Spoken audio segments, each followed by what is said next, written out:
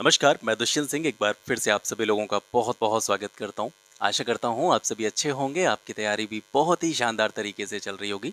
RO exam के लिए 100 दिवसीय रिवीजन सीरीज़ का आज हमारा 10वां दिन है। 9 दिन गुजर चुके हैं, 9 वीडियोज़ अब तक आप तक पहुँच चुके हैं और इन 9 वीडियोज़ में हमने काफ़ी सारे शानदार क्वेश्चंस को एक्सप्लेनेशन के साथ में यहाँ पे डिस्कस किया है। तो आज 10वां दिन है, सबसे पहले बात कर लेते हैं कि आज के इस क्लास में किस-किस सेगमेंट के क्वेश्चंस को हम डिस्कस करने वाले हैं। तो आज के इस क्लास में रहेंगे सर हिस्ट्री के क्वेश्चंस, ठीक है? और हिस्ट्री का ही एक बहुत ही इम्पॉर्टेंट पार्ट है इंडियन नेशनल मूवमेंट, ठीक है। तो हिस्ट्री, इंडियन नेशनल मूवमेंट और तीसरा पोर्शन जो हमारा रहेगा आज का वो रहेगा पॉलिटी एंड कॉन्स्टिट्यूशन, ठीक है। तो ये 3 सेगमेंट हो गए sir, history, Indian national movement, polity and constitution. In 3 segment के कुछ शानदार क्वेश्चंस को आज हम इस क्लास में डिस्कस करेंगे। कभी कभी क्या होता है कि हम लोग प्रोडक्ट से ज़्यादा पैकेजिंग की तरफ चले जाते हैं और यही कहीं ना कहीं हमारी इस रिवीजन सीरीज़ के साथ में हो रहा है, क्योंकि व्यूज़ आपने देखे होंगे 400, 500, 2-2, 3 दिन में इतने व्यूज़ हमारे आते हैं, पर व्यूज़ से हमको कोई मतलब नहीं है। दरअसल सर मैं खुद को यहाँ पे थोड़ा सा साबित करने की कोशिश कर रहा हूँ, वरना 1 से 1.5 घंटे का जो वीडियो होता है और इसमें काफ़ी सारा कंटेंट रहता है। 40 क्वेश्चंस, नाम के 40 क्वेश्चंस हम करते हैं, लेकिन 40 क्वेश्चंस के साथ में उसकी जो भी इन्फॉर्मेशन होती है, अतिरिक्त जानकारी होती है, उसकी जो एक्सप्लेनेशन होती है, उससे जुड़ी हुई कितनी सारी चीज़ें होती हैं, तो वीडियो काफ़ी लंबा हो जाता है। तो अगर मैं व्यूज़ की तरफ देखता तो इस सीरीज़ को यहीं पे छोड़ चुका होता, क्योंकि ये जितनी भी वीडियोज़ आप देख रहे हैं ये सारी फ्री हैं, पेड नहीं है ना? तो हम बस साबित करने की कोशिश कर रहे हैं और जो भी कहीं न कहीं कंटेंट को समझता है और जो भी कहीं न कहीं जो भी प्रीवियस ईयर पेपर्स हैं उनकी थोड़ी बहुत समझ रखता है, तो वो इसको समझ रहा होगा कि इसका कितना इम्पोर्टेंस आपके लिए हो सकता है और आपके एग्ज़ाम में ये कितनी आपके लिए हेल्पफुल हो सकती है, ठीक है? तो बाकी जिनको ट्रस्ट है वो यहाँ पे बने रहें, जुड़े रहें, और जिनको ट्रस्ट नहीं है वो जैसा ही पढ़ रहे हैं अपना उस तरीके से काम करते रहें। मैं वैसे भी आपका ज़्यादा समय लेता नहीं हूँ, दिन में 1 वीडियो डालता हूँ, शाम को अपना वीडियो आता है। तो जो भी आपका अपना सिलेबस है, जो भी आपने अब तक अपनी जो स्ट्रैटेजी बनाई है, जो भी स्टडी मटेरियल आप पढ़ रहे हैं उसको रिवाइज़ करते रहें। उसके साथ-साथ में अगर आपके पास समय है, ठीक है, 1 से 1.5 घंटे का समय है अगर दिन में, तो ये वीडियो ज़रूर देखते रहें जब तक पेपर होगा। उससे लगभग 10-15 दिन पहले तक मैं ये सीरीज़ यहाँ से चलाता रहूँगा। हिंदी आपको कल से मिलना स्टार्ट हो जाएगी, ठीक है। हिंदी में हम क्या करेंगे, हिंदी का जो हमारा रहने वाला है, जितने भी 6 टॉपिक हैं अपने, वो 6 टॉपिक सेपरेट आपको कराऊँगा। और हिंदी में आपको पता है कि वोकैब से जुड़े हुए सारे टॉपिक हैं और वोकैब के इतने सारे वर्ड हो जाते हैं, मतलब एक-एक टॉपिक पर 5-5 हज़ार, 2-2 हज़ार, 3-3 हज़ार वर्ड हैं। तो मैं यहाँ पर आपको 2,000, 3,000 वर्ड नहीं दूंगा, बहुत ही लिमिटेड दूंगा। यानी जो आपने पढ़ा है अब तक वो तो पढ़ा ही है, उसके साथ में आप इसको थोड़ा सा देखते चलें। बहुत ही लिमिटेड चीज़ें दूंगा जिनको देख के भी आपको ऐसा नहीं लगेगा कि यार ये कैसे याद होंगी, मतलब बहुत ही कह सकते हैं बहुत ही सॉर्ट आउट करके चीज़ों को मैं यहाँ से आपको दूंगा हिंदी में, है ना। तो 6 के 6 टॉपिक, उनसे जुड़ी हुई चीज़ें कल से स्टार्ट हो जाएंगी। कल से हम पर्यायवाची स्टार्ट करेंगे हिंदी के, उसके बाद में जो भी नेक्स्ट टॉपिक हैं आते रहेंगे, और जैसे ही 6 टॉपिक हमारे ख़त्म होंगे फिर इसी तरीके से जिस तरीके से जीएस का हमारा चल रहा है, ठीक है, जो क्वेश्चंस हैं, ऑप्शन के साथ में उसकी एक्सप्लेनेशन है, ऐसे ही हिंदी का चलता रहेगा अपना। यानी हिंदी के पेपर में आपके में 60 क्वेश्चंस रहेंगे, तो 60-60 क्वेश्चंस का एक एक जो पेपर है मैं एक एक दिन छोड़ करके आपको पेपर तक यहाँ से कराता चलूँगा, और यहीं से आपका जो है अगर आप समझेंगे तो बेड़ा पार हो जाएगा, ठीक है। तो चलिए स्टार्ट करते हैं। आज का जो हमारा पहला क्वेश्चन है वह बीजापुर के शासक इब्राहिम आदिल शाह द्वितीय, ठीक है, इसी से जुड़ा हुआ क्वेश्चन है। इसके संबंध में कुछ स्टेटमेंट दे रखे हैं, आपको बताना है इसमें से कौन सा सही नहीं है। तो इब्राहिम आदिल शाह द्वितीय जो था, ये जनता के बीच में जगत गुरु और अबला बाबा के रूप में प्रसिद्ध था, पहला स्टेटमेंट है। दूसरा है, इसने संगीत पर किताब ए नौरस या किताब ए नवरस नामक पुस्तक लिखी। तीसरा, इसने कर्नाटक के बीजापुर में भारत के सबसे बड़े गोल गुंबज का निर्माण करवाया था। और चौथा, इसने नौरसपुर नामक नगर बसाया था। तो इसमें से पहला सही है, इब्राहिम आदिल शाह द्वितीय जो था वो जगत गुरु और अबला बाबा के रूप में प्रसिद्ध था। इसके साथ साथ इसने किताबे नौरस की भी रचना करी है, लेकिन इसने कर्नाटक के बीजापुर में भारत का सबसे बड़ा गोल गुंबज नहीं बनवाया है, ठीक है, ये इब्राहिम आदिल शाह ने नहीं बनवाया था। ये स्टेटमेंट गलत है। नौरसपुर नामक नगर भी जो है इब्राहिम आदिल शाह द्वितीय ने स्थापित किया था, इसी ने बसाया था। तो इसमें से सी वाला आपका गलत हो जाता है। व्याख्या पर आपको विशेष रूप से ज़्यादा ध्यान देना है ना। तो बीजापुर के शासक मोहम्मद आदिल शाह के द्वारा ये किसने बनवाया था, गोल गुंबज जो था ये मोहम्मद आदिल शाह के द्वारा बनवाया गया था। और बीजापुर के सुल्तान मोहम्मद आदिल शाह का मकबरा है, यानी जिस गोल गुंबज की यहाँ पे बात हो रही है ये क्या है, मोहम्मद आदिल शाह का मकबरा है। निर्माण हुआ था इसका 1656 ईस्वी में। बीजापुर के सूबेदार यूसुफ आदिल खान ने 1489 में बीजापुर को स्वतंत्र घोषित करके आदिल शाही वंश की स्थापना की थी। आदिल शाही वंश की स्थापना किसने करी थी? यूसुफ आदिल खान ने, है ना। और आदिल शाही सुल्तान जो होते थे, यानी इस वंश के जो सुल्तान होते थे, राजा होते थे, वे खुद को तुर्की के ऑटोमन साम्राज्य, ऑटोमन जो एम्पायर था उसका वंशज मानते थे। ठीक है, तुर्की के ऑटोमन एम्पायर का वंशज कौन मानता था खुद को? आदिल शाही वंश के जो राजा होते थे, सुल्तान होते थे, वो तुर्की के ऑटोमन साम्राज्य का वंशज खुद को मानते थे। और 1686 में औरंगजेब ने इस साम्राज्य को अपने साम्राज्य में मिला लिया था, यानी जो आदिल शाही वंश था इसको समेट दिया था औरंगजेब ने 1686 में मुगल साम्राज्य में इसको मिला लिया था। सेकंड क्वेश्चन है सर, मैचिंग से जुड़ा हुआ है, कुछ पुस्तकों के नाम दे रखे हैं और वे पुस्तकें किस थीम से जुड़ी हुई हैं, यानी उन पुस्तकों में किस चीज़ का वर्णन किया गया है, उनका विषय क्या है, उनकी विषय वस्तु क्या उससे जुड़ी हुई है। ऑलरेडी मैच्ड है, बस आपको देखनी है। मेराते सिकंदरी पुस्तक, इसमें गुजरात विजय का वर्णन है। ठीक है, बुरहान ए माशिर, ये जो पुस्तक है इसमें बहमनी के अहमदनगर का इतिहास है। रियाज उस सलातिन पुस्तक जो है इसमें बंगाल के इतिहास का वर्णन किया गया है। और इसके साथ साथ रियाज उल इंसा जो पुस्तक है इसमें महमूद गवां के पत्रों का संग्रह है। ठीक है, यानी एक तरह से महमूद गवां के जो लेटर थे उनका कलेक्शन है रियाज उल इंसा। मिराते सिकंदरी की रचना किसने करी थी? मिराते सिकंदरी की रचना सिकंदर बिन मोहम्मद मंजू के द्वारा की गई थी। इसके साथ साथ जो दूसरी पुस्तक दे रखी थी बुरहान ए माशिर, इसकी रचना करी थी सैयद अली तब्तबा ने। और रियाज उस सलातिन की रचना करी थी गुलाम हुसैन सलीम ने। तो ये चीज़ें यहाँ से आपको याद रखनी है। अगला प्रश्न है हमारा दिल्ली सल्तनत से जुड़ा हुआ। दिल्ली सल्तनत की केंद्रीय शासन व्यवस्था के संदर्भ में कुछ कथन दे रखे हैं, कौन से सही हैं ये आपको बताना है। पहला स्टेटमेंट दे रखा है कि दिल्ली सल्तनत काल में सुल्तान के पद के लिए उत्तराधिकार का कोई स्थायी नियम नहीं था, यानी जो भी राजा ऐसे बूढ़ा हो जाता था और वो अपनी सत्ता को अपने किसी भी वंशज को सौंपता था, आने वाली जनरेशन को सौंपता था, तो उसका कोई एक नियम नहीं था।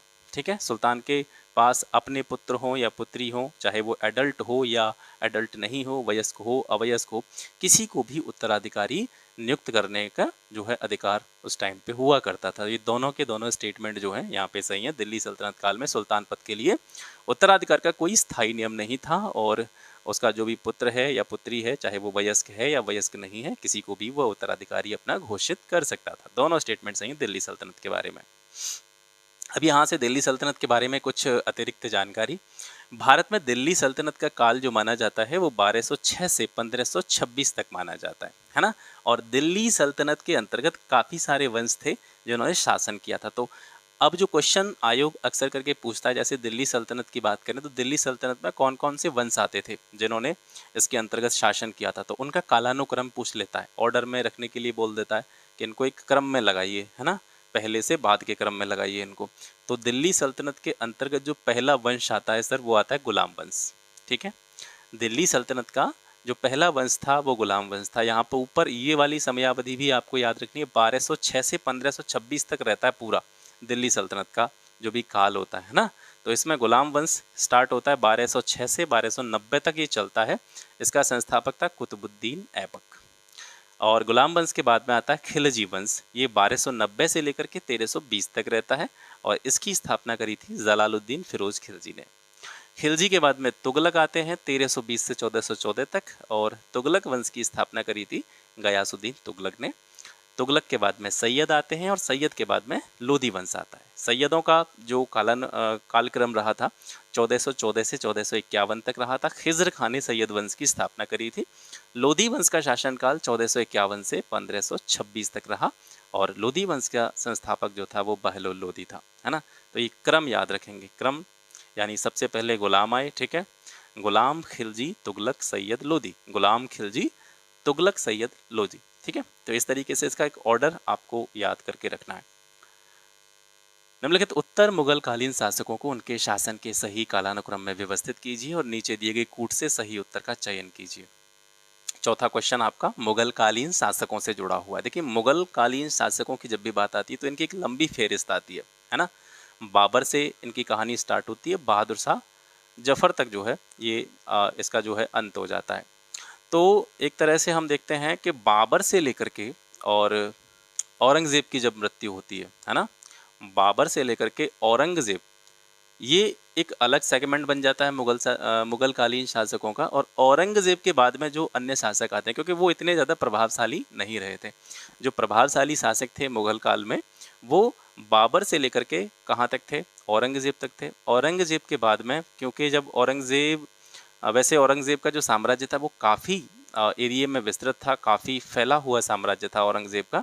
लेकिन औरंगज़ेब जैसे जैसे औरंगज़ेब के समय में मुग़ल जो साम्राज्य था उसका डिक्लाइन हो रहा था, पतन हो रहा था, उसी टाइम पर मुग़लों की जो स्थिति थी उसकी कमज़ोरी को भांपते हुए कुछ क्षेत्रीय राज्य जो है वो अपनी आवाज़ खड़ी कर रहे थे। तो जो एक तरह से कह सकते हैं कि मुग़ल साम्राज्य के पतन का समय है, एक तरह से डिक्लाइन जहाँ से स्टार्ट होता है औरंगज़ेब के बाद में, उस टाइम पर कुछ क्षेत्रीय राज्यों का उदय होना वहाँ से स्टार्ट हो जाता है।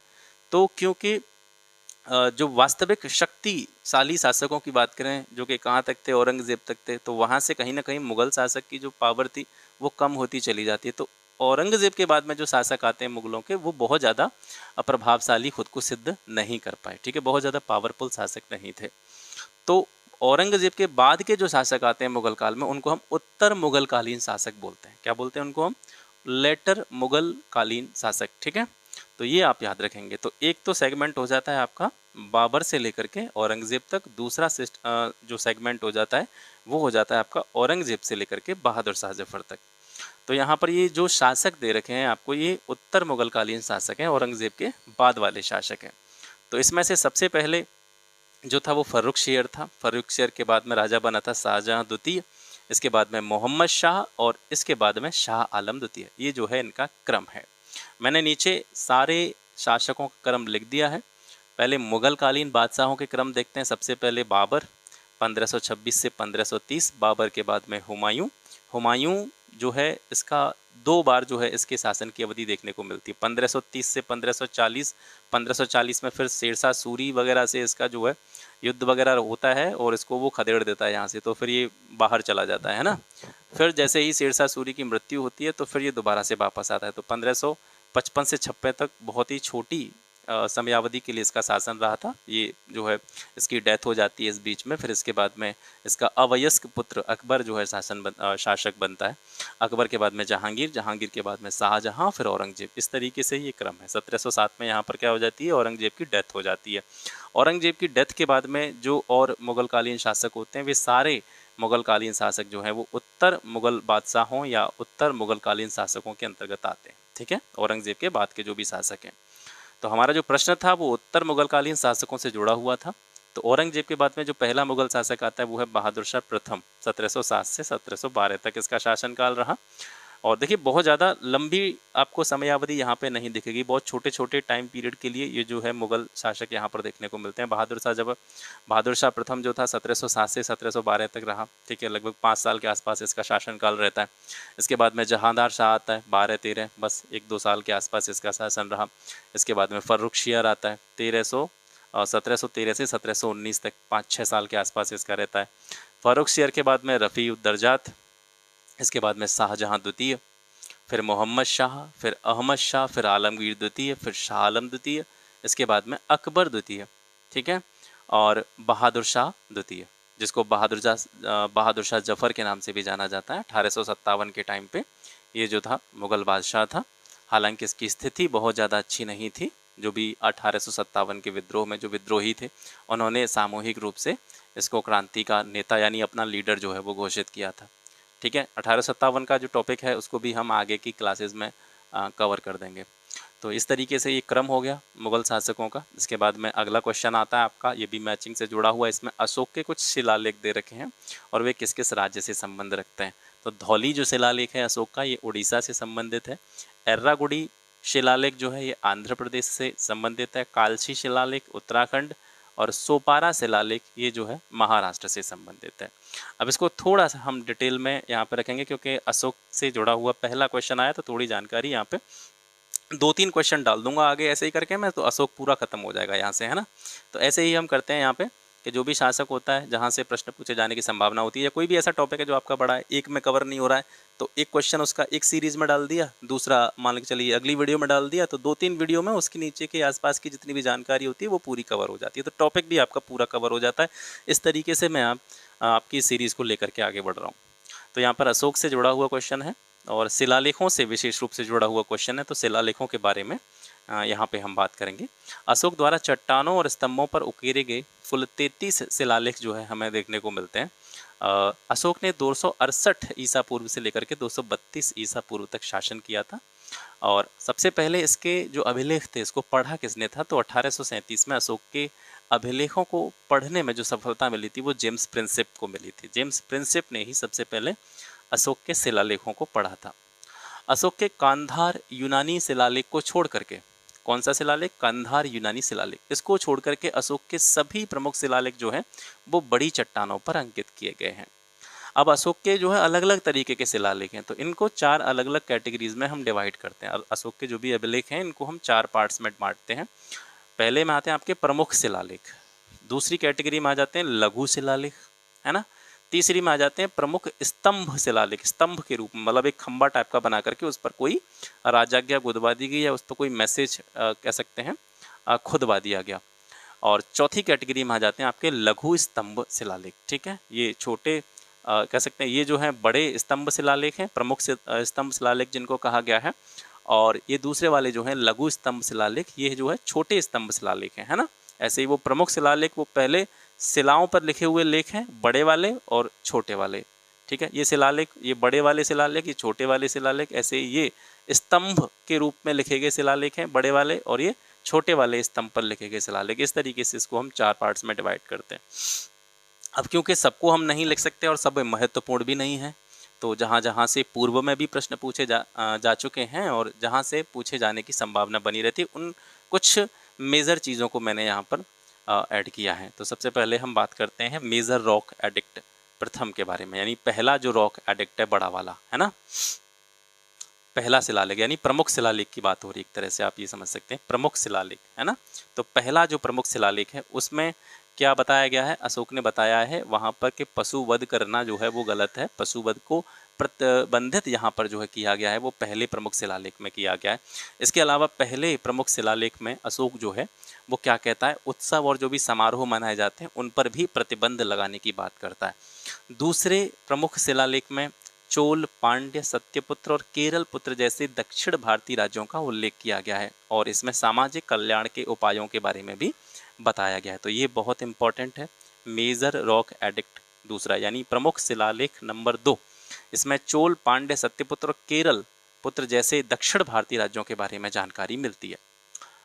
नेक्स्ट है मेजर रॉक एडिक्ट 5वां, यानी प्रमुख शिलालेख नंबर 5, इसमें धम्म महामात्रों की नियुक्ति के बारे में अशोक के द्वारा उल्लेख किया गया। धम्म महामात्र मतलब धम्म का प्रचार करने के लिए, क्योंकि अशोक ने अंत में क्या किया था, बौद्ध धर्म अपना लिया था और बौद्ध धर्म का उसने प्रचार प्रसार करने में भी बड़ा कंट्रीब्यूट किया था। तो धम्म महामात्र जो होते थे, यानी अपने इस बौद्ध धर्म के 3 जो प्रमुख पार्ट होते हैं, बुद्ध, धम्म और संघ, तो उसमें से जो धम्म होता है, यानी शिक्षाएं जो हैं बौद्ध धर्म की, उसको धम्म महामात्रों की सहायता से उसका एक तरीके से क्या करना, प्रचार करना। तो उनके लिए धम्म महामात्रों की नियुक्ति के बारे में उल्लेख जो है प्रमुख शिलालेख नंबर 5 में मिलता है।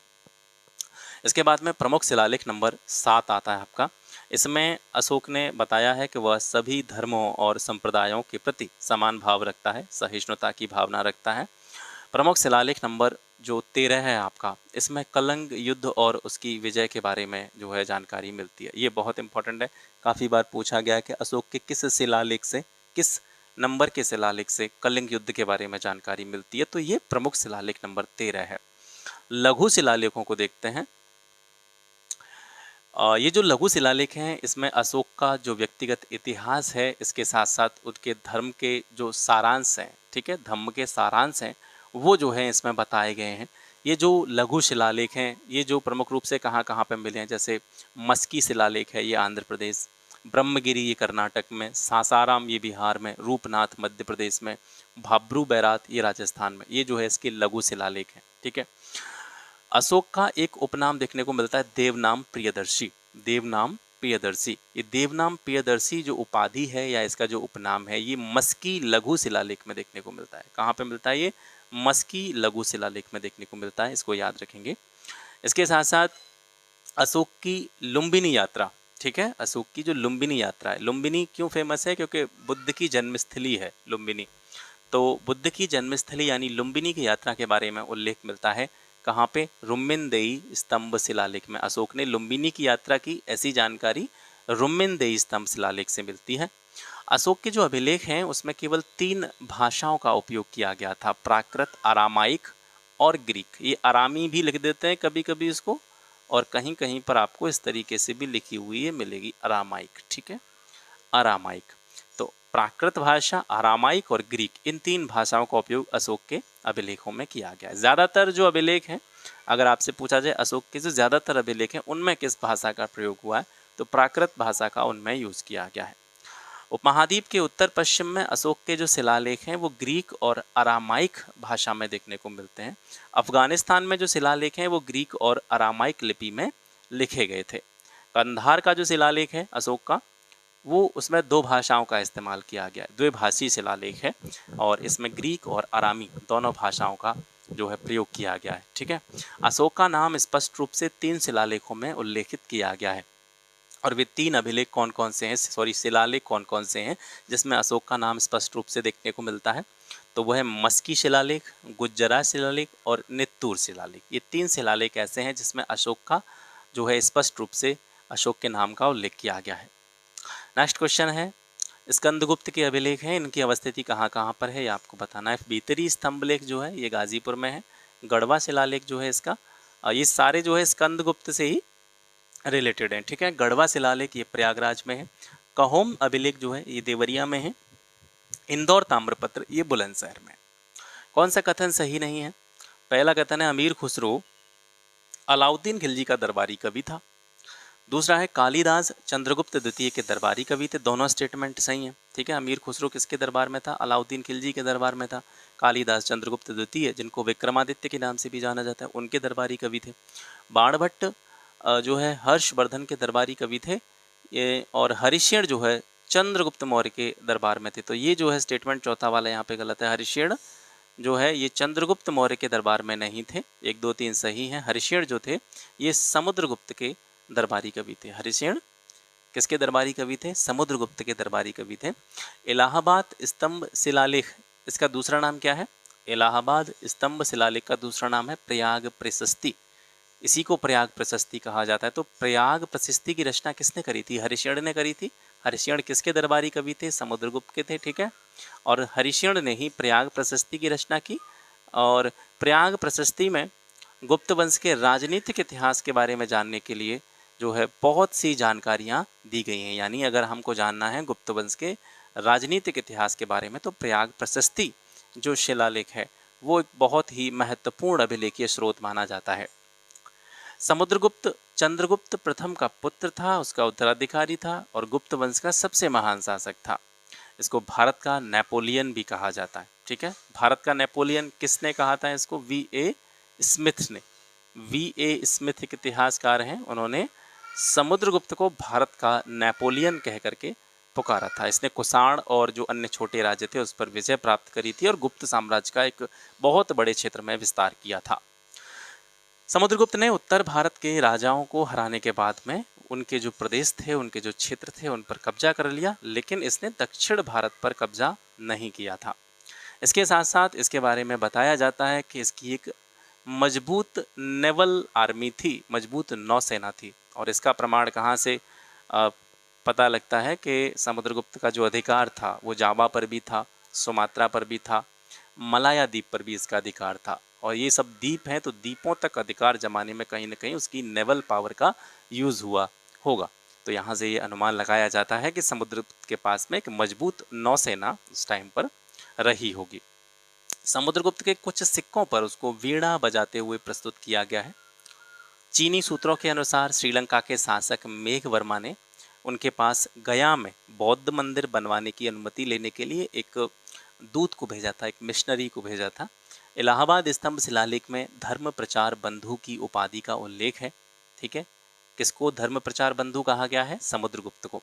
इलाहाबाद स्तंभ शिलालेख में समुद्रगुप्त को धर्म प्रचार बंधु की उपाधि से जो है एक तरीके से कह सकते हैं अलंकृत किया गया है। और इस धर्म प्रचार बंधु की उपाधि का अर्थ ये लगाया जा सकता है कि समुद्रगुप्त ब्राह्मण धर्म को जो है एक तरीके से प्रोटेक्ट करता था, ब्राह्मण धर्म का रक्षक था। इसके अलावा कुछ राजाओं के और महत्वपूर्ण दरबारियों के बारे में यहाँ पे जानकारी है। बाण भट्ट जो थे ये हर्षवर्धन के दरबारी कवि थे। चंद्रवरदाई ये किसके दरबारी थे? ये पृथ्वीराज चौहान के दरबारी कवि थे। और भवभूति जो थे ये कन्नौज के राजा यशोवर्मन के दरबारी कवि थे। ठीक है, इतनी जानकारी आपको यहाँ से मिल जाती है। आगे वाले क्वेश्चन पे चलते हैं। ये कुछ कथन दे रखे हैं।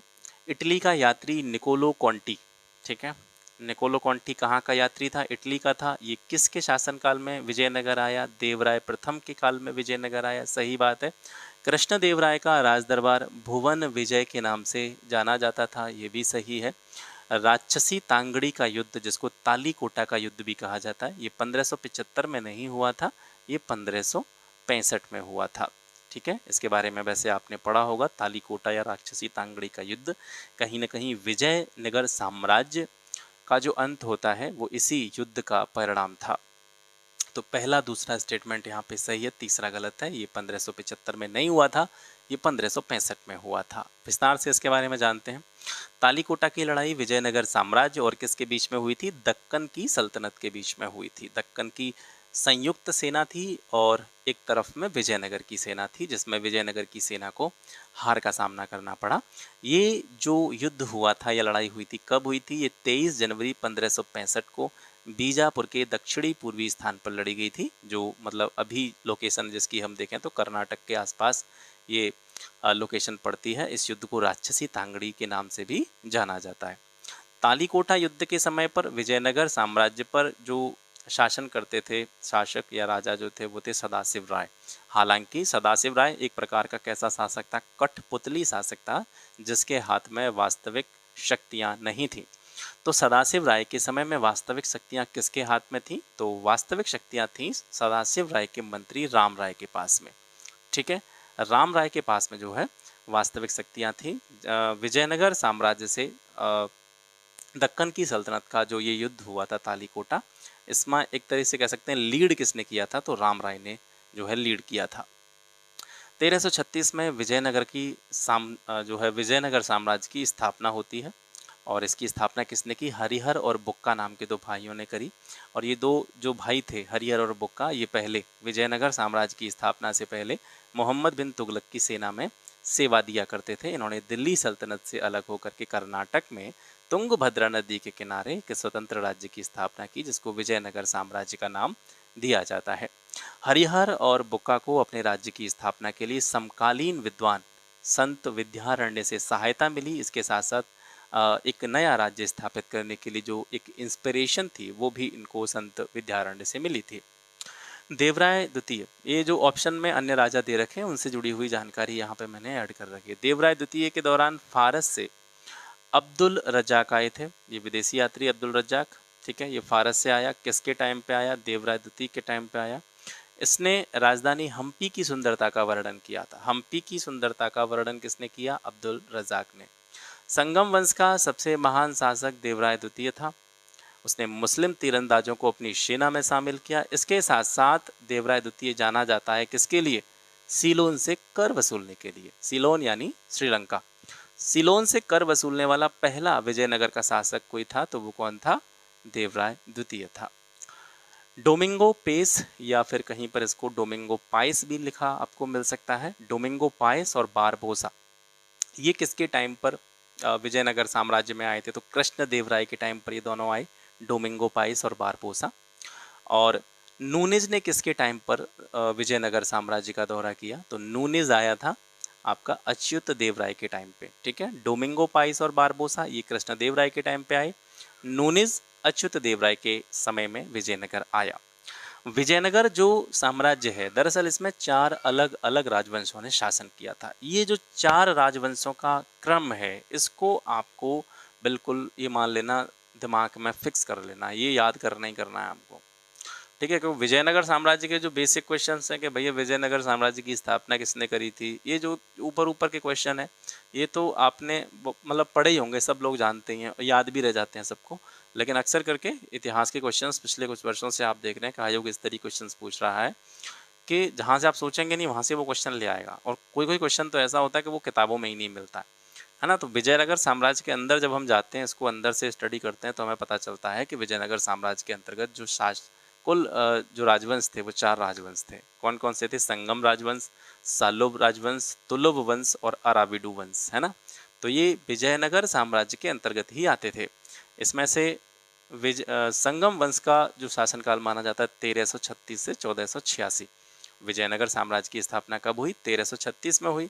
और 1336 से जो शासन स्टार्ट होता है वो संगम राजवंश का शासन यहाँ से स्टार्ट होता है 1336 से 1486 तक। 1486 से 1506 तक सालोब वंश का जो है शासन रहता है।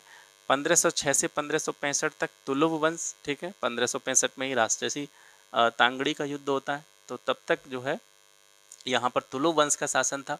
और इसके बाद में आता है अराबिडू राजवंश 1570 से 1647 तक, ठीक है। तो ये क्रम याद रखेंगे, संगम, सालुब, तुलुब, अराबिडू, ठीक है। संगम, सालुब, तुलुब और अराबिडू, ये क्रम है विजयनगर साम्राज्य के अंतर्गत आने वाले राजवंशों का। आगे बढ़ते हैं। 9वां क्वेश्चन है, ये कुछ घटनाएं दे रखी हैं, ये कब कब घटित हुई। शिवाजी की मृत्यु कब हुई? 1680 में। पुरंदर की संधि 1665 में। शिवाजी आगरा में कैद जो रहे थे वो 1666 में। और बाजीराव प्रथम को पेशवा नियुक्त किया गया था 1720 में। अभी शिवाजी वाला टॉपिक है जो हमारा, जैसे आपने देखा होगा जो जैसे अभी मैं थोड़ी देर पहले जो मुगल वाला क्वेश्चन था उसमें मैं बात कर रहा था कि औरंगजेब के बाद क्षेत्रीय शक्तियों का उदय होता है। छोटे छोटे जो क्षेत्रीय राज्य थे जिनमें एक मराठा भी थे, इनका जो है उदय होता है उस टाइम पे, ठीक है। धीरे धीरे ये ऊपर की तरफ बढ़ रहे थे, उठ रहे थे। तो उस टाइम पर जितने भी क्षेत्रीय राज्य थे उनसे जुड़े हुए क्वेश्चंस काफ़ी पूछे गए हैं पिछले कुछ वर्षों में। तो यहाँ पर अभी मराठाओं को हमने डिस्कस नहीं किया है और कुछ जो क्षेत्रीय राजवंश हैं उनको भी डिस्कस नहीं किया है। और अभी 10वां दिन है, जैसे जैसे हम आगे चलेंगे तो जितने भी टॉपिक हैं वो इसी में मैं आपके कवर करा दूंगा, ठीक है।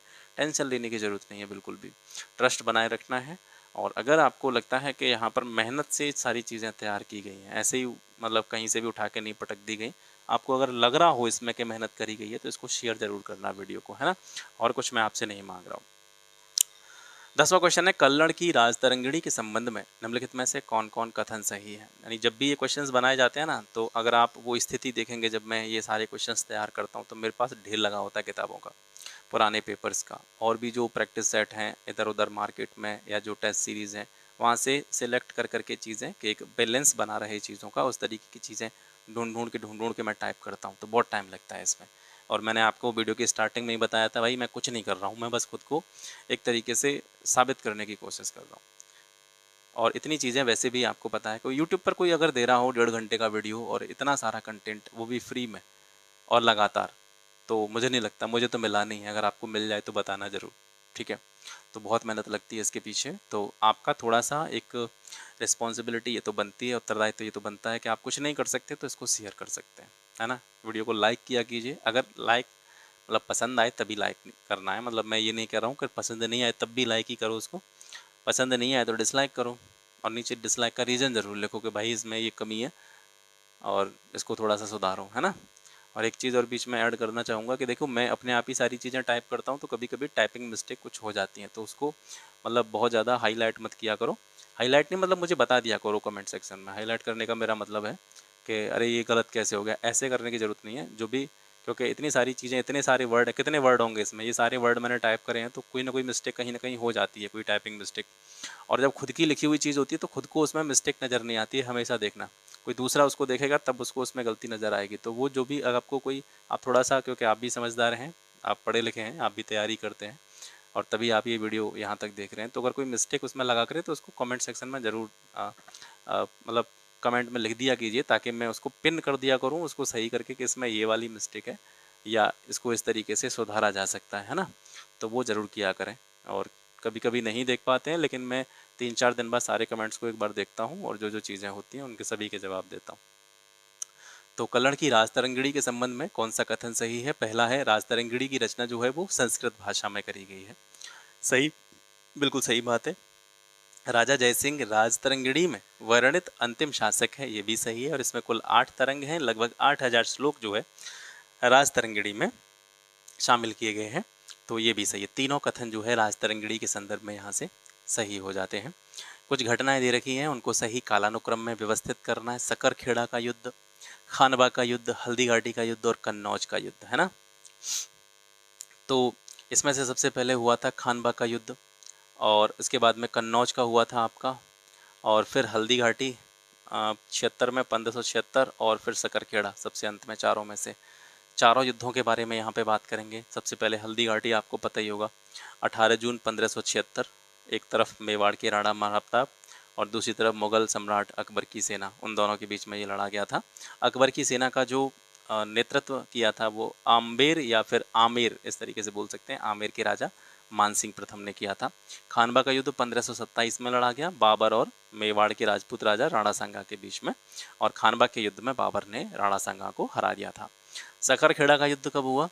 सकरखेड़ा का युद्ध हुआ 11 अक्टूबर 1724 को। सकरखेड़ा का युद्ध कब हुआ? 11 अक्टूबर 1724 को। ये युद्ध जो था ये बरार में निज़ामुल मुल्क और मुबारिज़ खान जो कि दक्कन का सूबेदार था, इसके बीच में लड़ा गया था। कन्नौज का जो युद्ध था इसको बिलग्राम के युद्ध के नाम से भी जाना जाता है। 17 मई 1540 को ये हुआ कन्नौज में। ये युद्ध जो था मुगल सम्राट हुमायूं और शेरशाह सूरी के बीच में हुआ था। ठीक है, इस युद्ध में शेरशाह सूरी ने जीत हासिल करी थी। जो हुमायूं के दो टाइम पीरियड आपको देखने को मिलते हैं। 1540 में हुमायूं गायब हो गया था, भगा दिया था किसने? शेरशाह सूरी ने। फिर क्या होता है कि आगे चल करके मेवाड़ अभियान के दौरान शेरशाह सूरी की मृत्यु हो जाती है। फिर दोबारा से हुमायूं जो है वापस लौट करके आता है। फिर ये जो आगे का हुमायूं से आगे का जो भी आपको क्रम देखने को मिलता है, अकबर बकबर, जहांगीर, शाहजहां, ठीक है, औरंगजेब, ये सारे जो है तभी आते हैं। यानी कि ये बहुत ही महत्वपूर्ण घटना है। अगर इसको आप थोड़ा सा देखेंगे, महत्वपूर्ण घटना इसलिए है कि अगर दुर्भाग्यवश शेरशाह सूरी की मृत्यु न हुई होती तो हो सकता है भारत का इतिहास आज कुछ और होता। यानी जो मुगल साम्राज्यों का जो इतिहास है या मुगल शासकों का जो इतिहास है, शायद ये नहीं होता। ठीक है, क्योंकि हुमायूं जो है वो यहाँ से चला गया था। विजयनगर के किस शासक ने गजबेटकर की उपाधि धारण की? विजयनगर के किस शासक ने गजबेटकर की उपाधि धारण की? तो ये देवराय द्वितीय थे। इनको गजबेटकर की उपाधि जो है धारण करने वाला माना जाता है। अब इसमें देखिए देवराय द्वितीय के बारे में हमने, क्योंकि विजयनगर साम्राज्य से जुड़ा हुआ एक और क्वेश्चन था, उसमें बात करी। देवराय प्रथम के बारे में भी कुछ चीज़ें देखी। कृष्णदेवराय, और ये बहुत इंपॉर्टेंट शासक माने जाते हैं विजयनगर साम्राज्य के, और काफ़ी बार इनसे जुड़ा हुआ क्वेश्चन पूछा गया है। तो कृष्णदेवराय को थोड़ा सा हम यहाँ पे देखेंगे।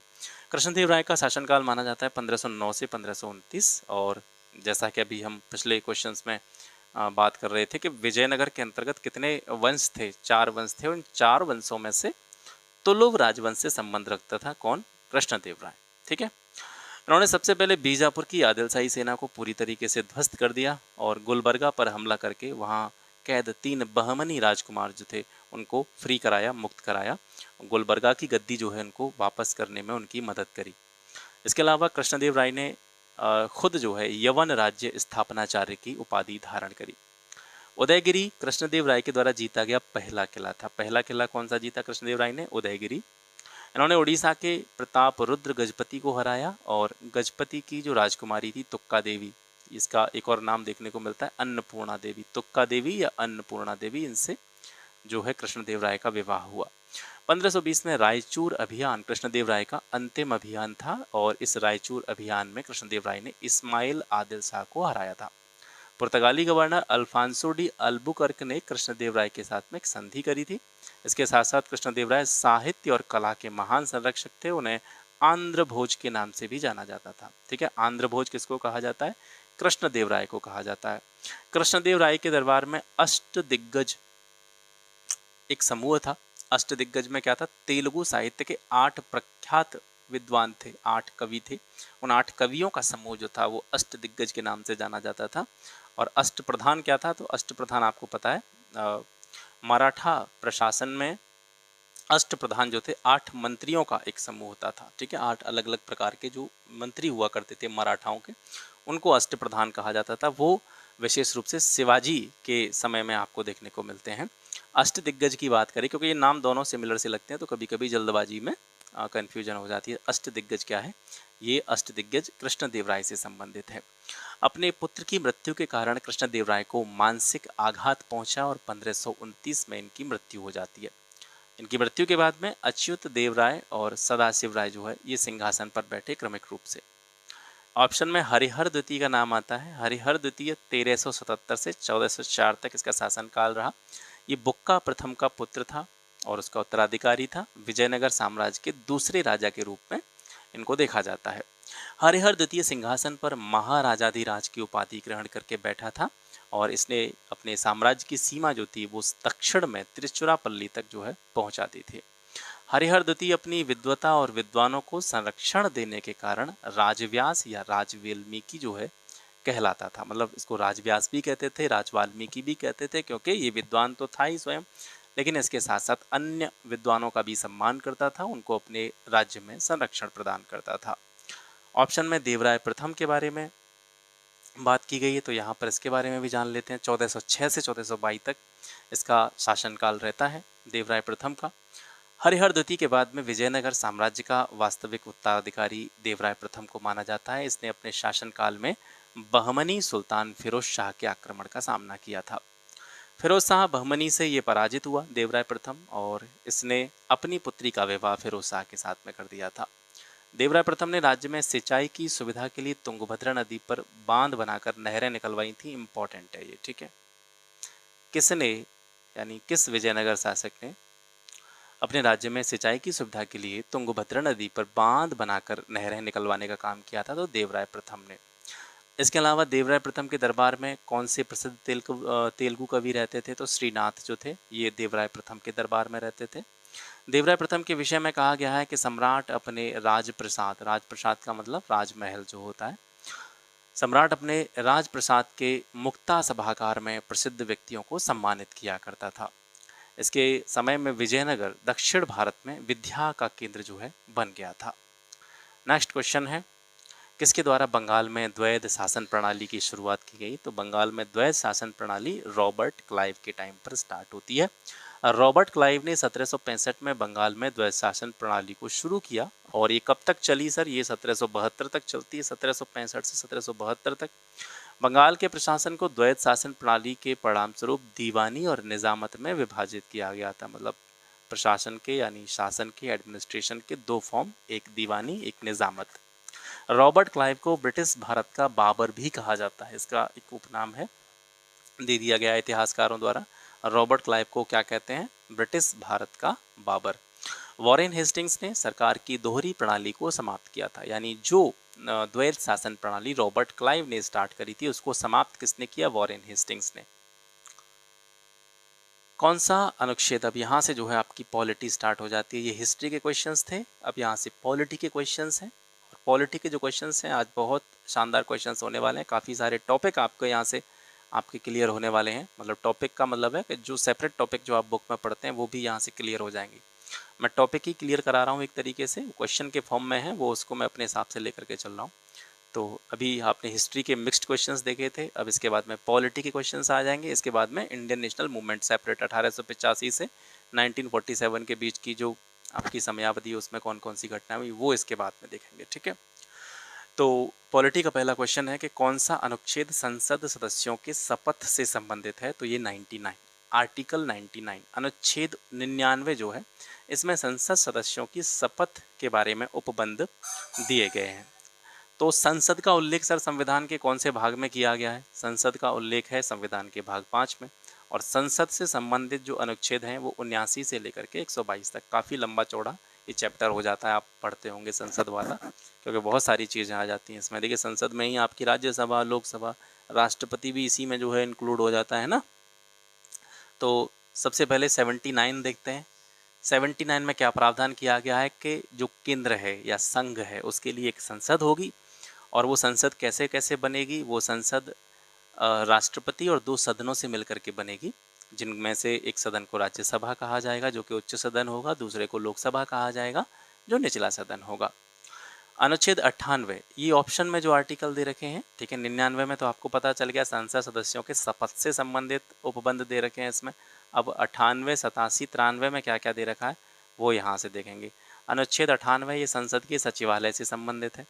अनुच्छेद 87 क्या कहता है? इसमें संसद में राष्ट्रपति के जो विशेष अभिभाषण होते हैं उनका प्रावधान आर्टिकल 87 में दिया गया है। राष्ट्रपति का जो विशेष अभिभाषण होता है संसद में, वो कब कब होता है? लोकसभा के जो प्रत्येक आम चुनाव होते हैं उनके बाद में जो पहला सेशन होता है, पहला सत्र होता है, उसके आरंभ में, और हर वर्ष के पहले सेशन के आरंभ में राष्ट्रपति संसद के दोनों सदनों को क्या करता है? संबोधित करता है और संसद को अपने आह्वान का कारण बताता है। तो ये जो प्रावधान है, यानी राष्ट्रपति का जो विशेष अभिभाषण है, जो कि विशेष रूप से 2 बार आपको देखने को मिलता है, ये आर्टिकल 87 में दिया गया है। इसके बाद में आर्टिकल 93 आता है। आर्टिकल 93 का संबंध किससे है? इसका संबंध है लोकसभा के अध्यक्ष और उपाध्यक्ष से। ठीक है। 15वां क्वेश्चन, कौन सा मौलिक अधिकार देश के नागरिकों और विदेशियों दोनों को प्राप्त है? ये जो क्वेश्चन है ये बहुत इंपॉर्टेंट है और इसमें मैंने वैसे जो भी इससे जुड़ी हुई चीज़ें, जैसे कौन कौन सा आर्टिकल केवल भारतीय लोगों को प्राप्त है, या कौन कौन से अधिकार जो हैं वो भारतीय लोगों को प्राप्त हैं या भारतीय नागरिकों को प्राप्त हैं, और कौन कौन से ऐसे मूल अधिकार हैं जो भारतीयों के साथ साथ विदेशियों को भी प्राप्त हैं, तो वो सारा का सारा मैंने इसके नीचे ऐड कर रखा है। ठीक है। तो ये 4 आर्टिकल दे रखे हैं, 22, 19, 15, 29। इसमें से आर्टिकल 22 जो है, ये जो है देश के नागरिकों के साथ साथ जो विदेशी होते हैं उनको भी प्रदान किया जाता है। संविधान के भाग 3 में आर्टिकल 12 से लेकर के 35 तक मौलिक अधिकारों का वर्णन किया गया है और इन्हें भारत के मैग्ना कार्टा की संज्ञा भी दी जाती है। वर्तमान में भारतीय संविधान में मूल अधिकारों की संख्या कितनी है? 6 है, लेकिन मूल संविधान में जो मौलिक अधिकार थे वो 7 थे। 7वां अधिकार कौन सा था? आप सभी को पता होगा, संपत्ति का अधिकार, और जिसको 44वें संविधान संशोधन 1978 के द्वारा हटा दिया गया और आर्टिकल 300 ए या 300 क के अंतर्गत इसको रख दिया गया। और इस आर्टिकल के तहत जो संपत्ति का अधिकार था इसको एक विधिक अधिकार बना दिया गया, कानूनी अधिकार बना दिया गया, है ना। तो मूल रूप से भारतीय संविधान में जो हमारे फंडामेंटल राइट्स हैं उसकी 7 कैटेगरीज थी, 7 श्रेणियां थी। 44वें संविधान संशोधन के द्वारा इनको हटा दिया गया, संपत्ति के अधिकार को। ठीक है, जो कि आर्टिकल 31 में था। मौलिक अधिकारों से इसको रिप्लेस किया गया। कहाँ पे पहुंचा दिया गया? 300 क में। और 300 क में अब जो संपत्ति का अधिकार है ये एक विधिक या कानूनी अधिकार के अंतर्गत आता है। भारतीय संविधान के तहत कुछ मौलिक अधिकार केवल भारतीय नागरिकों के लिए उपलब्ध हैं। तो यहाँ पर जो आर्टिकल मैंने दे रखे हैं ये ऐसे आर्टिकल हैं जो केवल भारतीय लोगों को प्रदान किए जाते हैं। ठीक है, ऐसे अधिकार हैं जो केवल भारतीय नागरिकों को प्रदान किए जाते हैं। धर्म, नस्ल, जाति, लिंग, जन्म स्थान के आधार पर भेदभाव के खिलाफ अधिकार, यानी किसी व्यक्ति का क्या धर्म है, उसकी क्या नस्ल है, वो किस वर्ग से संबंध रखता है, किस जाति से संबंध रखता है, पुरुष है या स्त्री है, कहाँ पर उसने जन्म लिया, इसके आधार पर किसी भी प्रकार का भेदभाव किसी भी नागरिक के साथ नहीं किया जाएगा। ये आर्टिकल 15 में है। आर्टिकल 16 में है, जब भी पब्लिक एम्प्लॉयमेंट की बात करी जाएगी, रोजगार की बात की जाएगी, तो उसमें सभी को समान अवसर मिलेंगे। अवसर की समानता का अधिकार आर्टिकल 16 में दिया गया है। भाषण और अभिव्यक्ति, यानी भाषण देना और अपने विचारों को अभिव्यक्त करना, सभा करना, संघ बनाना, कोई भी संगठन बनाना, आंदोलन करना, कहीं पर भी निवास करना और कोई भी प्रोफेशन में जाना, कोई भी काम करना, इन सभी की स्वतंत्रता आर्टिकल 19 में है। ठीक है, लेकिन यहाँ पर जो बात की जा रही है सभा, जैसे भाषण और अभिव्यक्ति की बात की जा रही है, तो यहाँ पे भड़काऊ चीज़ें इसमें शामिल नहीं है। सभा या संगठन या आंदोलन की बात की जा रही है तो ये शांतिपूर्ण होने चाहिए, तभी तक ये आर्टिकल 19 के अंतर्गत रहेंगे। तब ये हिंसक प्रवृत्ति में जाएंगे तो ये 19 के अंतर्गत फिर नहीं आते हैं। ठीक है, सांस्कृतिक और शैक्षिक अधिकार 19 आर्टिकल 29 और 30 में दिए गए हैं। अब कुछ ऐसे आर्टिकल हैं जो भारतीय नागरिकों को भी प्राप्त हैं और भारतीय नागरिकों के साथ साथ भारत का कोई अगर नागरिक नहीं है उसको भी ये जो है इन मतलब ये जो मौलिक अधिकार हैं उनको भी प्राप्त हैं। तो ये हैं, जैसे आर्टिकल 14 हम देखते हैं तो 14 में बात किसकी की गई है? कानून के समक्ष सभी लोग समान हैं और कानूनों का समान संरक्षण है। तो जैसे मान करके चलिए भारत के लिए तो है ही है, भारत के नागरिक के लिए तो है ही है, जैसे बाहर का कोई व्यक्ति आता है मान करके चलिए, है ना, तो ऐसा नहीं है कि हमारे यहाँ पर भारतीय लोगों के लिए किसी भी अपराध की सज़ा मान करके चलिए 1 साल है तो वही ये विदेशी है इसको 10 साल की सज़ा देते हैं, ऐसा नहीं होगा ना। कानून के सामने सभी समान है ना। अपराधियों के लिए सज़ा के संबंध में संरक्षण जो दिया गया है वो भी भारतीय लोगों के साथ साथ विदेशी लोगों के लिए भी सेम है, ये आर्टिकल 20 में है। 21 में प्राण और दैहिक स्वतंत्रता का संरक्षण। जैसे कोई बाहर का व्यक्ति यहाँ पे आया तो इसका मतलब ये नहीं है कि आप उसको कुछ भी कहेंगे, कुछ भी बोलेंगे, उसके ऊपर पत्थर फेंकने लग जाओ, है ना, उसको परेशान करने लग जाओ, क्योंकि उसको भी जीने का अधिकार है, उसको भी अपनी दैहिक स्वतंत्रता का अधिकार है। तो उसके प्राण और दैहिक स्वतंत्रता का संरक्षण जो है भारतीय संविधान आर्टिकल 21 प्रदान करता है।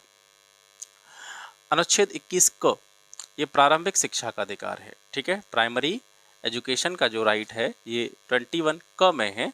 और यहाँ पर एक चीज़ समझिएगा कि ये जो प्रारंभिक शिक्षा का अधिकार है ये किसके द्वारा है? ये राज्य के द्वारा, यानी ये राज्य का एक तरीके से काम होगा कि राज्य जो है 6 से 14 वर्ष के जो बच्चे हैं उनको निःशुल्क और प्राथमिक शिक्षा जो है वो उपलब्ध करवाएगा, है। ये राज्य का एक तरीके से काम है। और एक जो मूल कर्तव्यों में आता है कि सभी बच्चों को मतलब पढ़ने का अधिकार है या शिक्षा का अधिकार है, वो एक तरीके से क्या आ जाता है, वो हमारे कर्तव्यों में आ जाता है ना। वो माता पिता के लिए है, वो माता पिता के लिए है और ये राज्य के लिए है। आर्टिकल 22 कुछ मामलों में गिरफ्तारी और हिरासत से संरक्षण। अनुच्छेद 23 मानव की तस्करी और बेगार पर रोक। बेगार जैसे आप जानते हैं कि बिना कोई भी लाभ दिए हुए या बिना कोई पैसा दिए हुए किसी से ज़बरदस्ती काम करवाना, जो बंधुआ मजदूरी हुआ करती थी औपनिवेशिक काल में, एक तरीके से उसको यहाँ पर प्रतिबंधित किया गया है आर्टिकल 23 के द्वारा। बलात् श्रम जिसको बोलते हैं हम, है ना, बल के द्वारा ज़बरदस्ती किसी पर श्रम करवाना या काम करवाना।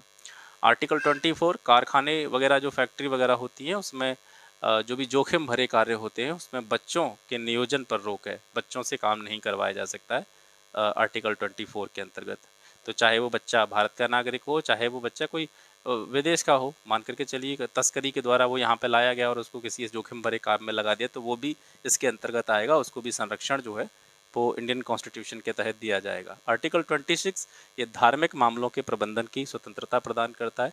और आर्टिकल 27 ये किसी भी धर्म के प्रचार के लिए करों के भुगतान से मुक्ति जो है प्रदान करता है, यानी करों की जो अदायगी है, कोई भी धर्म का प्रचार कर रहा है तो ये मतलब किसी पर एक तरह से आप किसी को बाध्य नहीं कर सकते टैक्स देने के लिए, कर देने के लिए, धार्मिक चीज़ों से जुड़ा हुआ है ना।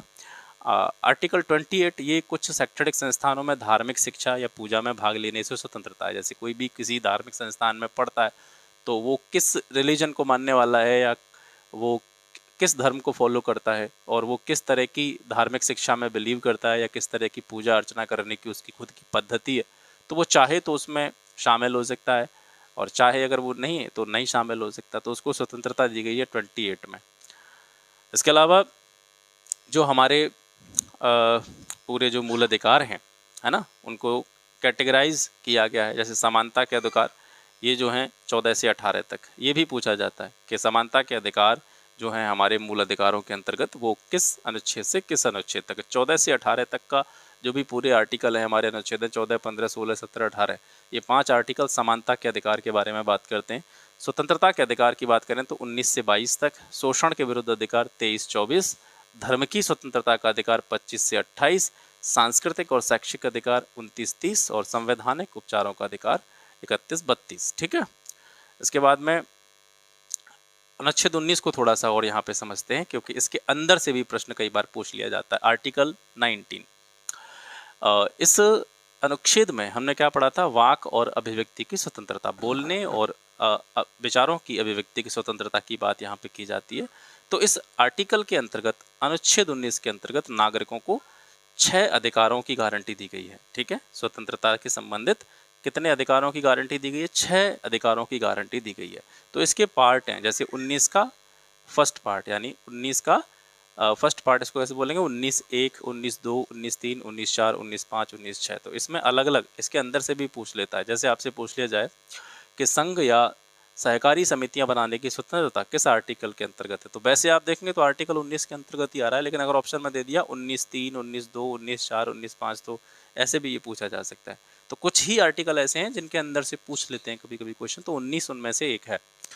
तो 19(1) में है वाक और अभिव्यक्ति की स्वतंत्रता, यानी बोलने की और विचारों को अभिव्यक्त करने की स्वतंत्रता। 19(2) में बिना किसी हथियार के शांतिपूर्वक इकट्ठा होने की स्वतंत्रता। आप कहीं पर भी मजमा लगा सकते हैं, कहीं पर भी आप इकट्ठे हो सकते हैं, बशर्ते आपके पास में हथियार नहीं हो और आप किसी भी तरह का कोई शोरगुल उपद्रव नहीं कर रहे हैं।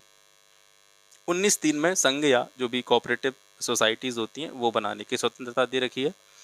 19/4 ये उपबंध करता है कि भारत के पूरे क्षेत्र में स्वतंत्र रूप से कोई भी घूम सकता है, उसको ये स्वतंत्रता यहाँ पे दी गई है। 19/5 में भारतीय क्षेत्र के किसी भी हिस्से में कोई रह सकता है, बस सकता है, उसकी स्वतंत्रता दे रखी है। और 19/6 में पसंद के किसी भी प्रोफेशन में जाने की स्वतंत्रता है। भाई जो काम आपको पसंद है आप कर सकते हैं अपनी जीविका के लिए। अन्य कुछ महत्वपूर्ण अनुच्छेद जैसे आर्टिकल 13, आर्टिकल 13 और देखिएगा ये बहुत महत्वपूर्ण है। इस अनुच्छेद के तहत ऐसे कानून जो किसी भी मूल अधिकार यानी हमारे जो फंडामेंटल राइट हैं उनको कहीं ना कहीं क्या करते हैं, क्वैश करते हैं। यानी कोई भी ऐसा कानून है जो कहीं ना कहीं ऐसा काम कर रहा है या उसमें कुछ ऐसा उपबंध दे रखा है जो कहीं ना कहीं हमारे मूल अधिकार का क्या कर रहा है, हनन कर रहा है, या उसके साथ में वो असंगत है या अपमानजनक है, तो उसको शून्य या असंवैधानिक घोषित किया जा सकता है। कोई भी ऐसा कानून जो मूल अधिकारों के मार्ग में अड़चन पैदा करता है तो उसको खत्म किया जा सकता है, उसको असंवैधानिक घोषित किया जा सकता है आर्टिकल 13 के तहत। ठीक है। निम्न में से किस संविधान संशोधन के द्वारा सरकार को किसी राज्य में कानून व्यवस्था बनाए रखने के लिए सैन्य बल भेजने की शक्ति प्रदान की गई है? तो ये 42वें संविधान संशोधन के द्वारा प्रदान की गई है। ठीक है। और 42वें संविधान संशोधन क्योंकि बहुत बड़ा एक कह सकते हैं अमेंडमेंट है, इसमें बहुत सारी चीज़ें हैं। तो मैंने पिछले वाला जो हिस्ट्री इंडियन नेशनल मूवमेंट और पॉलिटी वाला जो सेशन था उसमें मैंने 42वें संविधान को पूरे को कवर कर दिया था। तो कुछ कभी कभी पॉइंट छूट जाते हैं, तो वो ये उसमें से छूटा हुआ है, तो उसका ये क्वेश्चन है। ठीक है। यानी ऐसा कौन सा संविधान संशोधन है जिसके द्वारा सरकार को राज्य में कानून व्यवस्था बनाए रखने के लिए सैन्य बल भेजने की शक्ति प्रदान की गई थी? तो ये 42वें संविधान संशोधन के द्वारा प्रदान की गई थी। और जो और दे रखे हैं इसमें जैसे 38वां संविधान संशोधन, 36वां, 45वां, ये किस किस चीज़ से संबंधित है इसको देखिए। 36वां संविधान संशोधन ये 1975 में हुआ और इसके द्वारा सिक्किम को भारत का 22वां राज्य बनाया गया था। 38वां संविधान संशोधन ये भी 1975 में हुआ और इसमें क्या किया गया कि राष्ट्रपति द्वारा आपातकाल की जो घोषणा है उसको क्या बना दिया गया, गैर वाद योग्य बना दिया गया। उसको जो है चुनौती नहीं दी जा सकती न्यायालय में, है ना। राष्ट्रपति, राज्यपाल और केंद्र शासित प्रदेश के जो प्रशासक होते हैं उनके द्वारा जारी किए गए अध्यादेशों को भी गैरवाद योग्य घोषित कर दिया गया था इस 38वें संविधान संशोधन के द्वारा। और राष्ट्रपति को विभिन्न आधारों पर राष्ट्रीय आपात की उद्घोषणा करने की शक्तियां दे दी गई थी। 45वां संविधान संशोधन 1980 में हुआ। ये अधिनियम संसद तथा राज्य विधानसभाओं में जो भी अनुसूचित जाति हैं, अनुसूचित जनजाति हैं और जो एंग्लो इंडियंस हैं उनके लिए स्थानों के आरक्षण संबंधी व्यवस्था को 10 सालों की अवधि के लिए बढ़ाने के उद्देश्य से पारित किया गया था। ठीक है। 17वां प्रश्न है, संघ लोक सेवा आयोग का सदस्य कार्यकाल खत्म होने के बाद में निम्न में से किस पद को धारण कर सकता है? तो आपको पता है कि मैंने पिछले सेशन में भी आपको बताया था कि जो भी यूपीएससी के सदस्य होते हैं वो पुनर्नियुक्ति के पात्र नहीं होते हैं, उसी पद पर दोबारा उनकी नियुक्ति नहीं की जा सकती है।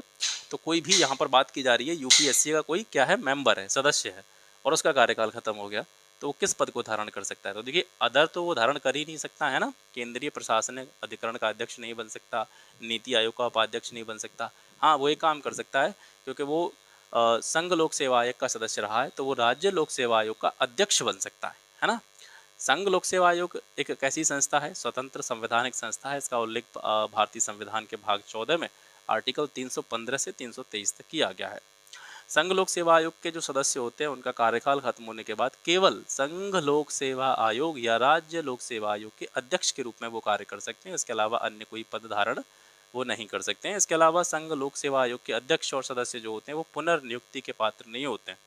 पुनर्नियुक्ति मतलब मान करके चलिए अब कोई अध्यक्ष बन गया संघ लोक सेवा आयोग का तो दोबारा से उसको अध्यक्ष नहीं बनाया जाएगा, है ना। ऐसे ही कोई सदस्य बन गया तो उसको फिर दोबारा से यूपीएससी का मेंबर नहीं बनाया जाएगा। निम्न में से किन किन विषयों में संशोधन जो होता है वो संसद के साधारण बहुमत से हो सकता है?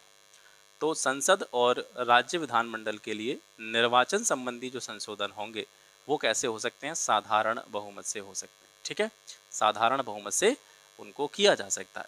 संविधान में संशोधन का वर्णन कौन से भाग में है? भाग 20 में है। और संशोधन से संबंधित जो आर्टिकल है वो 368 है। संविधान में संशोधन का अधिकार किसको है? केवल संसद को है। संसद ही जो है संविधान में संशोधन कर सकती है, राज्य विधानमंडलों को ये शक्ति नहीं दी गई है। संशोधन 3 प्रकार से करते हैं संविधान में। पहला साधारण बहुमत से, दूसरा विशेष बहुमत से और तीसरा विशेष बहुमत से प्लस आधे राज्य के जो विधानमंडल होते हैं उनकी संस्तुति से। ये 3 तरीके हैं संविधान में संशोधन करने के। तो संसद में जो कोरम होता है, गढ़पूर्ति होती है, या इसके अलावा संसद और राज्य विधानमंडल के लिए निर्वाचन की बात हो, या नए राज्यों के निर्माण की बात हो, राज्यों की सीमा या राज्यों के नाम में बदलाव की बात हो, दूसरी, पांचवी, छठी अनुसूची की बात हो, राजभाषा से संबंधित कोई संशोधन हो, नागरिकता से संबंधित कोई संशोधन हो, तो ये सारे संशोधन जो हैं संसद के साधारण बहुमत से ही संशोधित किए जा सकते हैं। ठीक है। मूल अधिकारों की बात जब आएगी या राज्य के नीति निर्देशक तत्वों की बात आएगी, तो इनमें संशोधन के लिए संसद के विशेष बहुमत की जरूरत होगी। ठीक है, विशेष बहुमत से इसमें जो है अमेंडमेंट किया जाएगा। और अगर जो आर्टिकल है हमारा 368 संशोधन से ही संबंधित आर्टिकल है, तो अगर इसी में किसी तरह का कोई संशोधन करना हो, ठीक है, आर्टिकल 368 क्योंकि किससे संबंधित आर्टिकल है, संविधान में संशोधन से संबंधित आर्टिकल है, और इसी आर्टिकल में अगर किसी तरीके का कोई संशोधन या अमेंडमेंट करना है, या राष्ट्रपति का निर्वाचन कैसे होता है उसका जो पद्धति है, प्रोसेस है, उसमें किसी भी तरह का कोई संशोधन करना है, 7वीं अनुसूची जिसके बारे में मैंने आपको पिछले सेशन में बताया था, 7वीं अनुसूची में संशोधन करना है, जो भी अपनी संघ सूची, राज्य सूची, समवर्ती सूची इसी के अंतर्गत आती हैं इसमें, या फिर संसद में राज्यों के प्रतिनिधित्व में संशोधन करना है। ठीक है, राज्यों का किस राज्य का कितना जो है प्रतिनिधित्व रहेगा संसद में, इसमें अगर किसी भी प्रकार का कोई अमेंडमेंट करना है, तो ये सारे अमेंडमेंट जो हैं ये कैसे होंगे, इसमें संसद के विशेष बहुमत की ज़रूरत होगी, और संसद के विशेष बहुमत के साथ साथ आधे राज्यों के विधानमंडलों की संस्तुति भी इसमें आवश्यक होगी। ठीक है, आगे बढ़ते हैं। 19वां प्रश्न, निम्न में से किस मूल कर्तव्य की सिफारिश स्वर्ण सिंह समिति के द्वारा की गई थी कि तो सरकार ने इसे मूल कर्तव्यों में नहीं शामिल किया था। वैसे क्योंकि मूल कर्तव्यों की बात आ रही है, तो इससे जुड़ा हुआ क्वेश्चन हमने पिछले सेशन में भी करा था, और ये भी आपको पता था कि ये जो मूल कर्तव्य थे ये स्वर्ण सिंह समिति की सिफारिश पर जोड़े गए थे, लेकिन इससे कुछ उसमें से कुछ छूटा था, तो उसको एक क्वेश्चन के रूप में यहाँ पर डाला है मैंने। ये पूछ रहा है कि कौन सा मूल कर्तव्य, यानी एक मूल कर्तव्य ऐसा था जिसकी सिफारिश करी थी स्वर्ण सिंह समिति ने, लेकिन सरकार ने उसको मूल कर्तव्यों में शामिल नहीं किया था। तो वो ये था कि अगर कोई अपने इन कर्तव्यों का पालन नहीं करता है तो उसको दंड का प्रावधान उस पर किया जाएगा, उसको दंड दिया जाएगा। तो दंड का प्रावधान जो है वो सरकार ने नहीं माना था, हालांकि इसकी सिफारिश स्वर्ण सिंह समिति के द्वारा करी गई थी। ठीक है, संविधान में मूल कर्तव्यों का उल्लेख आप जानते हैं भाग 4 क में किया गया है, और जो आर्टिकल है मूल कर्तव्यों से संबंधित वह 51। ठीक है, 51 को मूल कर्तव्यों का उद्देश्य देश के नागरिकों को अधिकारों के साथ साथ उनके दायित्वों के बारे में, कि उसकी रिस्पॉन्सिबिलिटी क्या क्या है उनके बारे में अवेयर करना है। इनको न्यायिक निर्णयों या किसी विधि से लागू नहीं करवाया जा सकता, मतलब जबरदस्ती किसी पर लागू नहीं करवा सकते। इसको जबरदस्ती आपसे कहा जाए कि जो मूल कर्तव्य दे रखे हैं कि भाई आप ये इन मूल कर्तव्यों में से किसी मूल कर्तव्य का पालन नहीं करें, तो ज़बरदस्ती थोप करके या न्यायालय के द्वारा कोई डिक्री जारी करवा करके, कोई आदेश जारी करके ज़बरदस्ती आपसे उसको नहीं मनवाया जा सकता है। ठीक है, तो न्यायिक निर्णयों या किसी विधि से इनको लागू नहीं करवाया जा सकता। कर्तव्य हैं, अगर आप अपने देश के प्रति थोड़ा सा भी सम्मान या आदर भाव रखते हैं तो आपको इन कर्तव्यों का पालन करना चाहिए। संविधान में मूल कर्तव्यों को शामिल करने के लिए 1976 में जो समिति गठित की गई थी उसका नाम था स्वर्ण सिंह समिति। आप सभी इसके बारे में जानते होंगे। इस समिति ने संविधान में 8 मूल कर्तव्यों को जोड़ने की सिफारिश की थी, लेकिन सरकार ने कितने जोड़े थे? 10 मूल कर्तव्य जोड़े थे। इस समिति की कुछ सिफारिशों को नहीं माना गया था, जिससे कि जुड़ा हुआ हमारा प्रश्न था। इसमें एक सिफारिश ये भी थी कि संसद द्वारा मूल कर्तव्यों के अनुपालन न होने पर दंड का प्रावधान करना चाहिए, और इसके साथ साथ अनिवार्य कर अदायगी का प्रावधान था। ये दोनों प्रावधान जो है नहीं माने गए थे। ठीक है, केंद्र सरकार ने 44वें संविधान संशोधन अधिनियम 1976 के द्वारा, 44वां 78 में हुआ था, है ना, ये इसको 78 कर लेना। संविधान के भाग 4 का में 10 नए मूल कर्तव्य जोड़ दिए, और वर्तमान में जो मूल कर्तव्य हैं हमारे कितने हैं? 11 हैं। ठीक है, 11वां मूल कर्तव्य 6 से 14 वर्ष के आयु के जो बच्चे हैं उनको निःशुल्क शिक्षा से संबंधित है। तो ये कर्तव्य किसका है? ये अभी हम थोड़ी देर पहले डिस्कस कर रहे थे। 21 का में जो दे रखा है वो दे रखा है कि राज्य व्यवस्था करेगा 6 से 14 वर्ष के जो भी बच्चे हैं उनको निःशुल्क और प्राथमिक शिक्षा प्रोवाइड कराई जाए। ये राज्य व्यवस्था करेगा इस चीज़ की। लेकिन कर्तव्य है, तो कर्तव्य किसका है? ये माता पिता का कर्तव्य है। इसमें जो मूल कर्तव्यों में दे रखा है, तो ये कर्तव्य बच्चों के प्रति किसका है? माता पिता का है। 21A में जो तरह से जिम्मेदारी दी गई है वो राज्य को दी गई है, वो राज्य व्यवस्था करेगा। यहाँ पे माता पिता का कर्तव्य है कि भाई बच्चों को जो है कंपलसरी एजुकेशन दी जाए, प्राइमरी एजुकेशन दी जाए। यह उपबंध मूल कर्तव्यों में 86वें संविधान संशोधन अधिनियम 2002 के द्वारा जोड़ा गया था। कौन सा वाला? जो शिक्षा से, बच्चों की शिक्षा से जुड़ा हुआ, निःशुल्क शिक्षा से जुड़ा हुआ जो उपबंध है, ये 86वें संविधान संशोधन 2002 के द्वारा जोड़ा गया। 20वां प्रश्न है, राज्य के नीति निर्देशक तत्वों को निम्न में से किस भाग में नहीं बांटा गया है? नीति निर्देशक तत्वों को कुछ मतलब 3 कैटेगरी है उनकी, तो वो यहीं से आपको अब आपने पढ़ी भी होंगी। जैसे एक तो गांधीवादी, यानी जो हमारे जितने भी नीति निर्देशक तत्व हैं उनको 3 भागों में बांट दिया। तो कुछ उसमें ऐसे हैं जिनमें गांधी का दर्शन देखने को मिलता है, गांधी के दर्शन पर आधारित हैं, है ना, गांधी की फिलॉसफी पर आधारित हैं, तो गांधीवादी नीति निर्देशक तत्व उनको बोल देते हैं। दूसरे वाले जो है वो है उदार और बौद्धिक नीति निर्देशक तत्व, दूसरी कैटेगरी में आ जाते हैं। और कुछ ऐसे हैं जो समाजवादी विचारधारा से प्रेरित हैं, तो वो एक तरह से सामाजिक नीति निर्देशक तत्व उनको बोल सकते हैं, या समाजवादी नीति निर्देशक तत्व उनको बोल सकते हैं। 3 कैटेगरी हैं। आर्थिक नीति निर्देशक तत्व जो है कोई कैटेगरी इस नाम की नीति निर्देशक तत्वों की नहीं है। ठीक है, भारतीय संविधान में जो नीति निर्देशक तत्व हैं, ठीक है, डीपीएसपी जिनको हम संक्षेप में कहते हैं, directive principle of state policy, तो इनका उल्लेख जो किया गया है भाग 4 में आर्टिकल 36 से 51 तक, 36 से 51 तक जो है नीति निर्देशक तत्वों की बात की गई है। नीति निर्देशक तत्व राज्य द्वारा अपनी सुविधानुसार लागू किए जाते हैं। ये गैर न्यायिक होते हैं, ठीक है, जिन्हें न्यायालय के द्वारा लागू नहीं कराया जा सकता है। और जैसा कि हमारा प्रश्न था कि इनकी जो 3 कैटेगरियाँ हैं, इनको 3 भागों में बांटा गया है, और ये 3 भाग जो हैं जिनके रूप में हम अपने जो डीपीएसपी हैं इनको डिवाइड करते हैं। तो इसमें से पहले गांधीवादी सिद्धांत हैं, दूसरे उदार और बौद्धिक निर्देशक सिद्धांत हैं, और तीसरे हैं इसमें से समाजवादी या सामाजिक सिद्धांत। तो समाजवादी सिद्धांत के अंतर्गत कौन कौन से आर्टिकल आते हैं वो देखिएगा यहाँ पे 38, 39, 39A, 41, 42, 43 और 43 से, इसके अलावा 47, ये सभी जो हैं समाजवादी सिद्धांत हैं। गांधीवादी सिद्धांत कौन कौन से हैं? तो ये 40, 43, 43B, 46, 47, 48, ये गांधीवादी हैं। और उदार बौद्धिक सिद्धांतों के अंतर्गत ये सारे आर्टिकल आते हैं जो यहाँ पे लिख रहे हैं। ठीक है, तो ये 3 कैटेगरी हैं इसकी। भारत के कुछ उपराष्ट्रपतियों के नाम दे रखे हैं, उनके कार्यकाल के आधार पर उनको डिसेंडिंग ऑर्डर में व्यवस्थित करना है।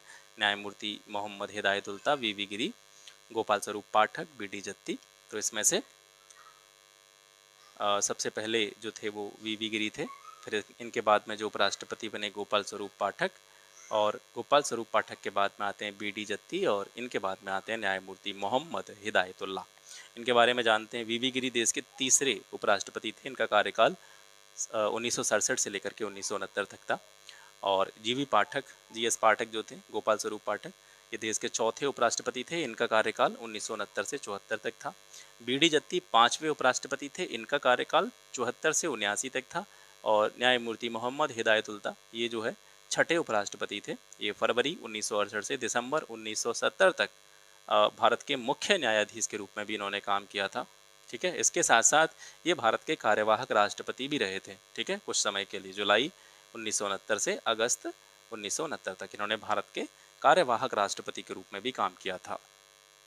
नेक्स्ट क्वेश्चन है, कौन सा अनुच्छेद राज्य विधानमंडल के सदस्यों की अर्हता से संबंधित है? तो राज्य विधानमंडल के सदस्यों की अर्हता से संबंधित जो आर्टिकल है वो है आर्टिकल 173। ठीक है, आर्टिकल 173 जो है ये राज्य विधानमंडल के सदस्यों की अर्हता से जुड़ा हुआ है। बाकी के जो आर्टिकल दे रखे हैं इसमें 74, 75, 76, इनके बारे में भी बात करेंगे। राज्य विधानमंडल का वर्णन जो है संविधान के अनुच्छेद 168 से 213 तक किया गया है। राज्य विधानमंडल में विधानसभा, विधान परिषद यदि है, क्योंकि ये सभी स्टेट्स में नहीं होती है, कुछ स्टेट्स में विधान परिषद का प्रावधान है, तो विधानसभा, विधान परिषद और राज्यपाल आते हैं। यानी केंद्र में जो स्थिति संसद की होती है वही स्थिति राज्यों में राज्य विधानमंडल की होती है। जिस तरीके से आप देखते हैं संसद में, केंद्र में जो संसद है वो राज्यसभा, लोकसभा और राष्ट्रपति से मिलकर के बनती है, उसी तरीके से राज्य विधानमंडल जो है विधान परिषद, विधानसभा, विधान परिषद उच्च सदन होता है, याद रखेंगे, राज्य का उच्च सदन जो होता है वो विधान परिषद होता है, निम्न सदन विधानसभा होता है। तो विधान परिषद, विधानसभा और राज्यपाल, इन तीनों को मिलाकर के राज्य विधानमंडल का निर्माण होता है। आर्टिकल 174 क्या प्रावधान करता है? इसके द्वारा राज्य के विधानमंडल के सत्र, सत्रावसान और विघटन, इनसे जुड़ी हुई चीजें इस आर्टिकल के अंतर्गत आती हैं। 173 से जुड़ा हुआ हमारा प्रश्न था ही था, राज्य विधानमंडल के सदस्य जो होते हैं उनकी अर्हता क्या होंगी, योग्यताएं क्या होंगी सदस्य बनने के लिए, वो 173 में है। 175 में सदन अभिभाषण का और उनके संदेश भेजने का राज्यपाल का जो अधिकार है, ठीक है, राज्यपाल जिस तरीके से सदन में अभिभाषण करता है और जो मैसेज वो भेजता है, संदेश भेजता है, उसके जो इन दोनों चीज़ों से संबंधित अधिकार हैं वो 175 में है। 176 में राज्यपाल के विशेष अभिभाषण के बारे में उपबंध जो है वो दिए गए हैं, ठीक है। नीचे दो कथन दिए गए हैं जिनमें से कथन को एक को कथन ए कहा गया है, दूसरे को कारण आर कहा गया है। कथन कह रहा है संविधान संशोधन विधेयक के लिए, यानी कोई भी ऐसा विधेयक है, बिल है जो संविधान संशोधन से जुड़ा हुआ है, उसके पुनर्स्थापन के लिए यानी उसके इंट्रोडक्शन के लिए यानी उसको पेश करने से पहले राष्ट्रपति की पूर्व मंजूरी की अपेक्षा होती है। कारण दे रखा है कि संविधान संशोधन विधेयकों को राष्ट्रपति किसी भी दशा में पुनर्विचार के लिए नहीं लौटा सकते हैं। तो यहाँ पर जो है आपका पहला कथन सही है, कारण जो है आपका वो गलत है, ठीक है। पुनर्विचार के लिए राष्ट्रपति जो है उसको लौटा सकता है। भारतीय संविधान के आर्टिकल 368 के अंतर्गत प्रस्तुत किए गए संविधान संशोधन विधेयकों के संबंध में कुछ प्रावधान हैं जो यहाँ पे आपको दे रखे हैं, इनको देखिए। विधेयक जो है वो संसद के किसी भी सदन में पेश किया जा सकता है। संविधान संशोधन विधेयक राज्यसभा, लोकसभा किसी भी सदन में पेश किया जा सकता है। और जो वित्त विधेयक होते हैं आपके, यानी जो धन विधेयक होते हैं, वो केवल लोकसभा में ही पेश किए जाते हैं, ठीक है। विधेयक को प्रत्येक सदन के द्वारा विशेष बहुमत के द्वारा पारित किया जाना चाहिए। किस किस वाले विधेयक की बात हो रही है यहाँ पर? जो संविधान संशोधन विधेयक है, पेश किसी भी सदन में किया जा सकता है, चाहे राज्यसभा हो चाहे लोकसभा हो, लेकिन पेश करने के बाद में दोनों सदनों से, चाहे राज्यसभा है चाहे लोकसभा है, दोनों से विशेष बहुमत के द्वारा इसका पारित किया जाना आवश्यक है।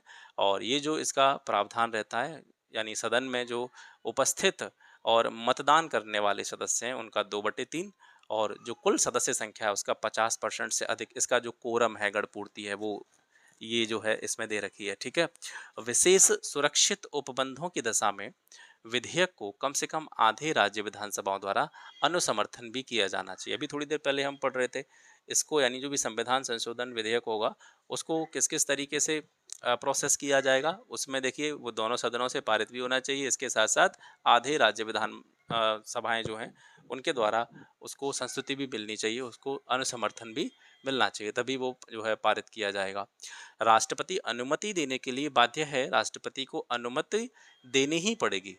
सामान्य विधेयक की दशा में राष्ट्रपति जो है पुनर्विचार के लिए लौटा सकता है। अगर कोई सामान्य विधेयक है, साधारण विधेयक है, उसको राष्ट्रपति पुनर्विचार के लिए लौटा सकता है या अपनी अनुमति रोक कर रख सकता है, विधारित कर सकता है, ठीक है। यदि दोनों सदनों के बीच में कोई असहमति है तो संयुक्त बैठक के लिए कोई उपबंध नहीं दे रखा है। संविधान संशोधन विधेयक के संबंध में विधेयक प्रत्येक सदन द्वारा पृथक रूप से पारित किया जाना जो है आवश्यक है। संविधान संशोधन विधेयक के लिए जो उसका पेश होने का जो प्रोसेस रहता है, संविधान संशोधन विधेयक पेश किया जाएगा तो उसके लिए राष्ट्रपति की पूर्व मंजूरी की अपेक्षा नहीं होती है, मतलब बिना राष्ट्रपति की पूर्व अनुमति के ही इसको सदन में पेश किया जा सकता है।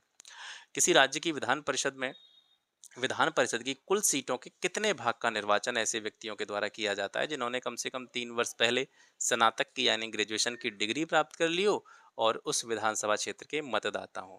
तो विधान परिषद में कुल सीटों का 1/12 हिस्सा, यानी जितनी सीटें विधान परिषद के लिए आरक्षित हैं उसका 12वां भाग जो है, उसका जो 12वां हिस्सा है, इतने सदस्यों का निर्वाचन कैसे लोगों में से किया जाएगा?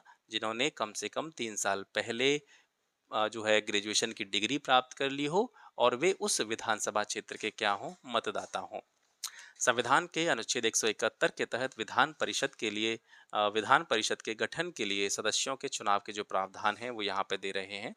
किस किस तरीके से चुनाव किया जाता है कि जो कुल सदस्य होंगे उनमें से 1/3 सदस्य यानी 1/3 सदस्य जो हैं वो कहाँ से निर्वाचित होंगे? राज्य की नगर पालिकाओं, जिला बोर्ड और अन्य स्थानीय संस्थाओं के द्वारा निर्वाचित किए जाएंगे। 1/3 सदस्य जो हैं वो 1/3 सदस्यों का जो चुनाव होगा वो कहाँ कहाँ से होगा? विधानसभा के निर्वाचित सदस्यों के द्वारा किया जाएगा। विधानसभा के जो भी चुने हुए सदस्य हैं उनके द्वारा 1/3 सदस्यों का चुनाव किया जाएगा। 1/12 सदस्य ऐसे व्यक्तियों के द्वारा चुने जाएंगे जिन्होंने कम से कम 3 साल पहले ग्रेजुएशन की डिग्री पास कर ली हो और उस विधानसभा क्षेत्र के वे मतदाता हों, ठीक है। और बचे हुए 1/12 सदस्य जो हैं वे उन अध्यापकों के द्वारा निर्वाचित किए जाते हैं जो 3 साल से हायर सेकेंडरी स्कूल में पढ़ा रहे हों या किसी और उच्च शिक्षण संस्थान में अध्यापन का काम कर रहे हों, ठीक है। 1/6 सदस्य राज्यपाल के द्वारा मनोनीत होंगे जो कि राज्य के साहित्य, कला, सहकारिता, विज्ञान और समाज सेवा का विशेष ज्ञान रखते हों या व्यवहारिक अनुभव रखते हों। और सभी सदस्यों का चुनाव किस विधि से होगा, किस प्रक्रिया से होगा, तो इसमें जो प्रक्रिया इस्तेमाल की जाती है वो है आनुपातिक प्रतिनिधित्व प्रणाली के आधार पर एकल संक्रमणीय गुप्त मतदान प्रक्रिया। इस प्रक्रिया से इनका चुनाव होता है। 25वां प्रश्न है, भारतीय संविधान का कौन सा अनुच्छेद यह उपबंध करता है कि कोई व्यक्ति स्वेच्छा से किसी अन्य देश की नागरिकता ग्रहण कर ले तो फिर वो भारत का नागरिक नहीं माना जाएगा। तो ये प्रावधान आर्टिकल 9 में दे रखा है। अगर किसी भारत के नागरिक ने किसी दूसरे देश की नागरिकता ग्रहण कर ली है तो फिर उसकी भारत की नागरिकता खत्म हो जाएगी। नागरिकता से संबंधित जो प्रावधान है वो संविधान के भाग 2 में दे रखे हैं, अनुच्छेद 5 से लेकर के 11 तक। तो 5 से लेकर के 11 तक जो आर्टिकल हैं वो नागरिकता से जुड़े हुए प्रावधानों से संबंधित हैं। अनुच्छेद 5 में क्या है कि संविधान के प्रारंभ में नागरिकता के जो भी प्रोसेस है वो बताया गया है कि अनुच्छेद 5 ये बताता है कि संविधान के लागू होने के समय, यानी संविधान जो लागू हुआ था हमारा 26 जनवरी 1950 को, उस समय लोगों को नागरिकता प्रदान किस तरीके से की जाएगी उसके बारे में आर्टिकल 5 में बात की गई है। इसके तहत ऐसे व्यक्तियों को नागरिकता प्रदान की जाती है जो भारतीय क्षेत्र में पैदा हुए हों या जिनके माता पिता में से कोई एक भारतीय क्षेत्र में पैदा हुआ था या जो संविधान के लागू होने के ठीक पहले कम से कम 5 वर्ष तक भारत का निवासी रहा था। ऐसे व्यक्ति को भारत की नागरिकता दे दी जाएगी आर्टिकल 5 के तहत। आर्टिकल 6 में क्या है कि पाकिस्तान से कुछ व्यक्ति, मतलब पाकिस्तान से आए हुए कुछ व्यक्तियों की नागरिकता किस तरीके से उसका जो प्रावधान रहेगा वो आर्टिकल 6 में है। और पाकिस्तान में कुछ प्रवासियों की नागरिकता कैसी रहेगी, यानी कुछ ऐसे लोग जो पाकिस्तान से भारत आए उनकी नागरिकता का जो प्रावधान रहेगा वो 6 में है। कुछ लोग पाकिस्तान में प्रवास कर गए, वो जो यहाँ से पाकिस्तान चले गए, उनकी नागरिकता पर क्या प्रभाव पड़ेगा वो आर्टिकल 7 में है, ठीक है। आर्टिकल 8 में क्या है, भारत के बाहर रहने वाले कुछ भारतीय मूल के लोग हैं उन व्यक्तियों की नागरिकता का जो प्रावधान है वो आर्टिकल 8 में दे रखा है। और ये जो आर्टिकल 8 है ये रोजगार, विवाह और एजुकेशन के पर्पज से कुछ लोग भारत से बाहर चले जाते हैं। जैसे अक्सर करके समाचार पत्रों में आप देखते हैं कि कोई वो भारतीय मूल के व्यक्ति ने ये कर दिया, भारतीय मूल के व्यक्ति ने वो कर दिया, है ना। तो जो भारतीय मूल के इंडियन ओरिजिन के लोग जो होते हैं, मान लिए वो रोजगार की तलाश में बाहर गया हुआ है, विवाह उसका हो गया, वो उस वजह से वो बाहर चला गया, या एजुकेशन लेने के उद्देश्य से बाहर चला गया, तो ऐसे लोगों की नागरिकता के जो अधिकार हैं वो आर्टिकल 8 में है। 9 जो है 9 से जुड़ा हुआ ही हमारा प्रश्न था।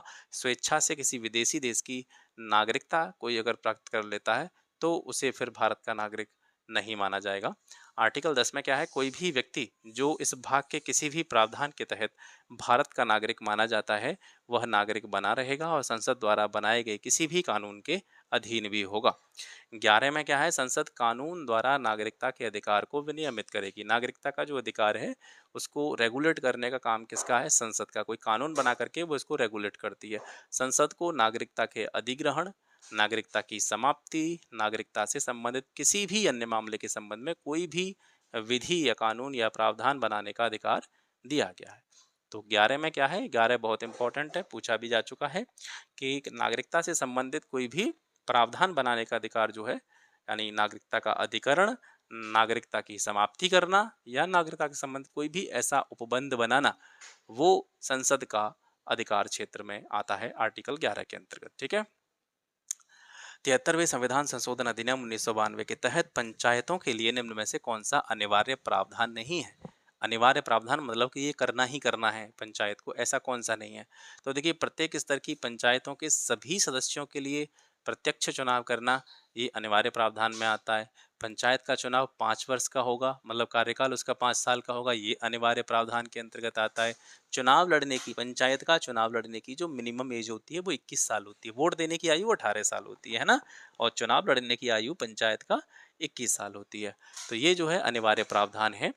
और यहाँ पर आपको पता होगा जैसे महिलाओं को 1/3 आरक्षण दिया गया है, अनिवार्य रूप से ये देना ही देना है।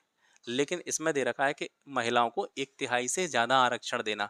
तो ये विवेक पर निर्भर करता है, अनिवार्यता नहीं है इस चीज़ की कि आप महिलाओं को 1/3 से ज़्यादा रिजर्वेशन दे सकते हैं। 1/3 तो रिजर्वेशन आपको देना ही देना पड़ेगा, वो अनिवार्य है। 1/3 से ज़्यादा अगर रिजर्वेशन देना है तो ये जो है एक अनिवार्य प्रावधान के अंतर्गत नहीं आता है। हालाँकि इस संशोधन अधिनियम के बारे में भी हमने पिछली क्लास में बात की है। जैसा कि मैं बता रहा था, कुछ जो चीज़ें छूट जाती हैं उनको अगली वीडियो में कवर कर देते हैं।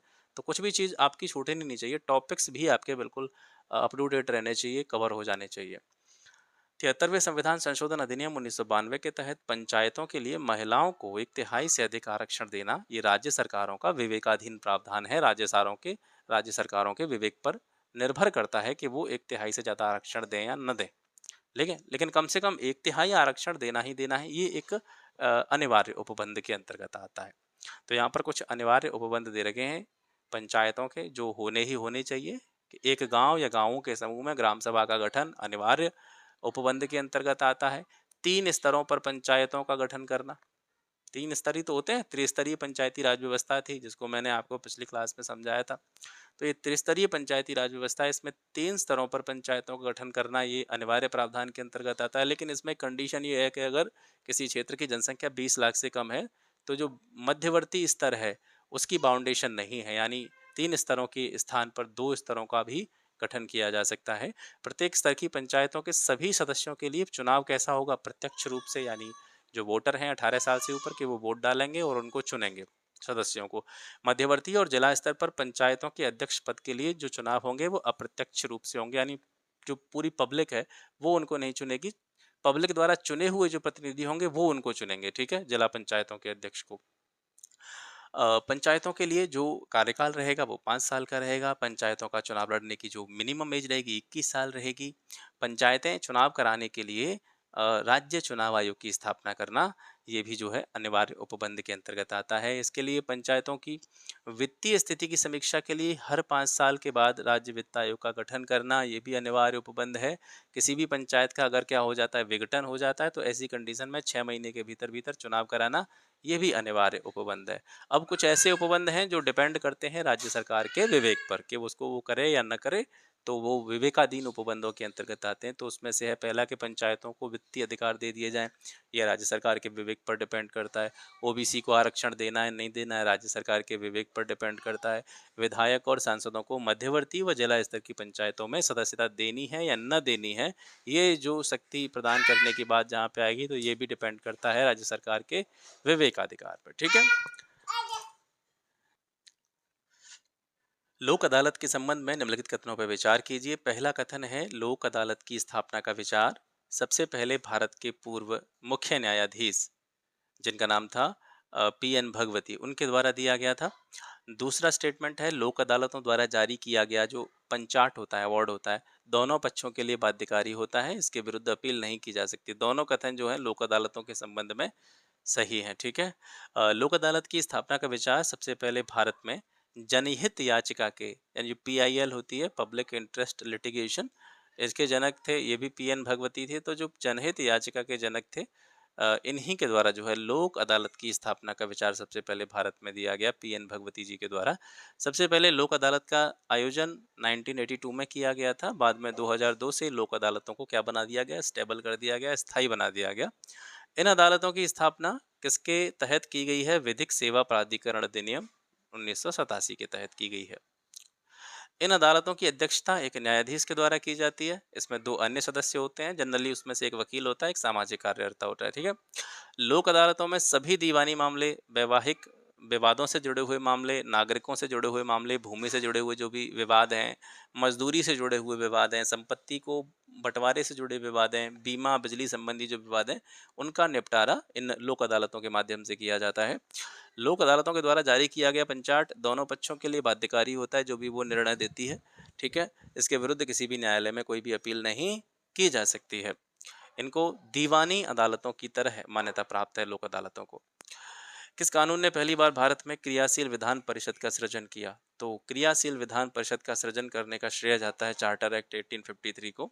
1853 का जो चार्टर एक्ट है, चार्टर अधिनियम है, उसके द्वारा जो है भारत में एक क्रियाशील विधान परिषद का सृजन जो है पहली बार किया गया। इसके बारे में बात करते हैं। चार्टर एक्ट 1853 1793 से लेकर के 1853 के दौरान ब्रिटिश संसद द्वारा पारित किए गए चार्टर अधिनियमों की श्रृंखला में ये जो 1853 का अधिनियम था, ये अंतिम अधिनियम था।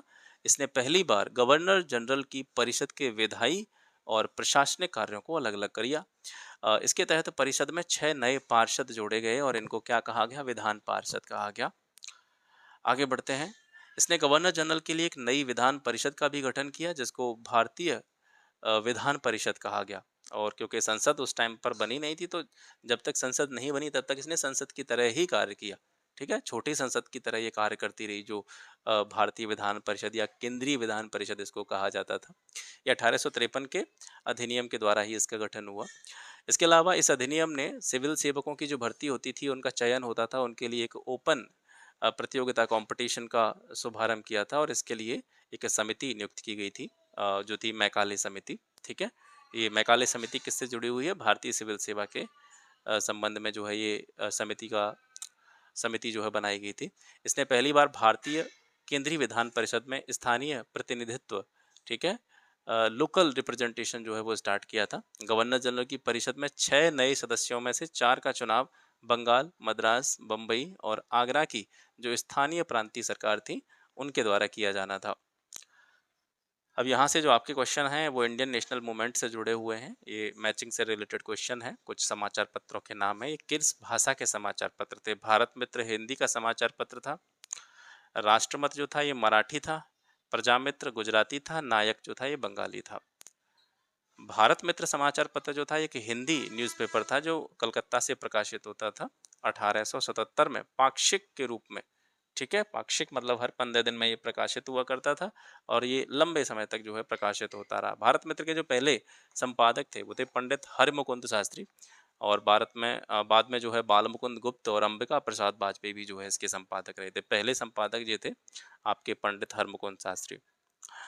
राष्ट्र माता जो समाचार पत्र था, इसकी शुरुआत अप्रैल 1888 में गणपत सखाराम पाटिल ने करी थी। चंद्रकांत केनी ने प्रजामित्र शुरू किया था और कोल्हापुर के साहू यानी साहू चतुर्थ ने नायक अखबार जो है स्टार्ट किया था। सूची 1 को सूची 2 से सम्मिलित करना है। कुछ संस्थाओं के नाम हैं और ये किस किस ने इनकी स्थापना करवाई। कलकत्ता मदरसा 1780 में स्थापित हुआ। वारेन हेस्टिंग्स ने इसको स्थापित करवाया। BHU जो था ये मदन मोहन मालवीय के प्रयासों से बना 1916 में। 17 में हिंदू कॉलेज की स्थापना हुई राजा राममोहन राय के प्रयासों से, और 1791 में बनारस का संस्कृत कॉलेज जो है खोला गया जोनाथन डंकन के प्रयासों से। यहाँ पर बनारस का जो संस्कृत कॉलेज है, इससे जुड़ी हुई कुछ महत्वपूर्ण जानकारी है। बनारस संस्कृत कॉलेज की स्थापना के लिए ईस्ट इंडिया कंपनी और गवर्नर जनरल लॉर्ड कॉर्नवालिस ने जो है मंजूरी दी थी 1958 में। यानी जब ये बना था पहले 1791 में, जब बनारस संस्कृत कॉलेज के नाम से ये चालू किया गया था। 1958 में आगे जा करके इस कॉलेज का दर्जा बदल करके इसको एक यूनिवर्सिटी बना दिया गया है ना, और 1974 में जो है इसका नाम बदल दिया गया पूरा, इसको बना दिया गया संपूर्णानंद संस्कृत विश्वविद्यालय। तो आज का जो संपूर्णानंद संस्कृत विश्वविद्यालय है, ये उस टाइम का क्या था? बनारस संस्कृत कॉलेज था, है ना। कौन सा कथन असत्य है? राजनीतिक सुधारों को लेकर के विरोध करने वाले पहले भारतीय जो थे वो राजा राममोहन राय थे। असत्य पूछ रहा है। मद्रास महाजन सभा की स्थापना 1884 में हुई थी। सुरेंद्रनाथ बनर्जी ने 1878 में इंडियन एसोसिएशन की स्थापना करी थी। ये गलत है, 1876 में हुई थी ये, ठीक है। और ईस्ट इंडिया एसोसिएशन की स्थापना ये 1866 में हुई थी लंदन में। तो इसमें से ये तीसरा वाला गलत है। सुरेंद्रनाथ बनर्जी और आनंद मोहन बोस के द्वारा इंडियन एसोसिएशन की स्थापना 1876 में की गई थी, ठीक है सर।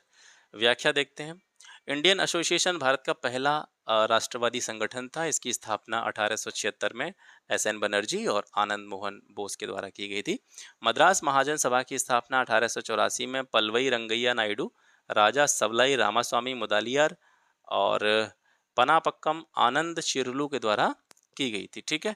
इसकी स्थापना के समय पलवई रंगैया नायडू और R बालाजी राव जो थे, इनको अध्यक्ष और सचिव के रूप में चुना गया था। अध्यक्ष थे पलवैया रंगैया नायडू और जो सचिव थे वो थे R बालाजी राव। 32वां क्वेश्चन है, निम्न में से किस महिला क्रांतिकारी ने एक जिलाधिकारी की गोली मार करके हत्या कर दी थी? तो ये थी सुनीति चौधरी, ठीक है, सुनीति चौधरी।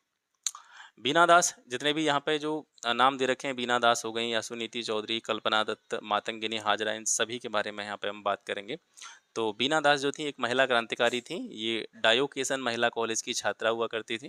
इन्होंने कलकत्ता विश्वविद्यालय के जो दीक्षांत समारोह चल रहा था उसमें बंगाल के गवर्नर स्टैनली जैक्सन को गोली मार दी थी। हालांकि इस गोली लगने के बाद में स्टैनली जैक्सन की मृत्यु नहीं हुई थी। रिहाई के बाद में यानी बीना दास को इस टाइम पे यहाँ पे गिरफ्तार कर लिया गया था। फिर ये बाद में इनको छोड़ दिया गया। रिहाई के बाद में वो कांग्रेस पार्टी में सक्रिय हो गई और भारत छोड़ो आंदोलन में उन्होंने पार्टिसिपेट किया।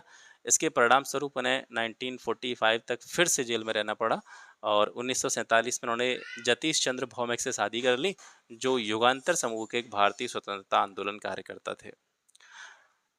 बीना दास ने बंगाली में 2 आत्मकथात्मक रचनाएं लिखी। ये बीना दास की रचनाएं हैं श्रृंखल झंखार और पितृधन। ठीक है, इसमें सुनीति चौधरी का नाम आया था। सुनीति चौधरी के साथ में शांति घोष भी थी। ये 2 स्कूली लड़कियां थी जिन्होंने दिसंबर 1931 में एक जिलाधिकारी की गोली मार करके हत्या कर दी थी।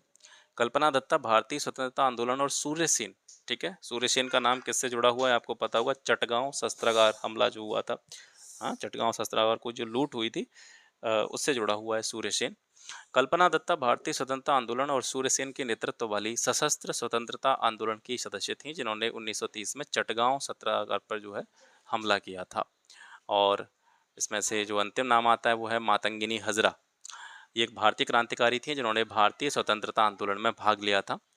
उन्हें ब्रिटिश भारतीय पुलिस ने तमलुक पुलिस स्टेशन जो कि मिदनापुर जिले में है इसके सामने गोली मार दी थी। इन्हें प्यार से गांधी बरी या बूढ़ी महिला गांधी के नाम से जाना जाता था। 1920 में उन्होंने असहयोग आंदोलन में हिस्सा लिया। नमक अधिनियम को तोड़ने के लिए उन्हें गिरफ्तार किया गया। इन्होंने चौकीदारी कर बंद, ठीक है, चौकीदारी कर का उन्मूलन, इससे जुड़ा हुआ जो आंदोलन था इसमें भी पार्टिसिपेट किया था।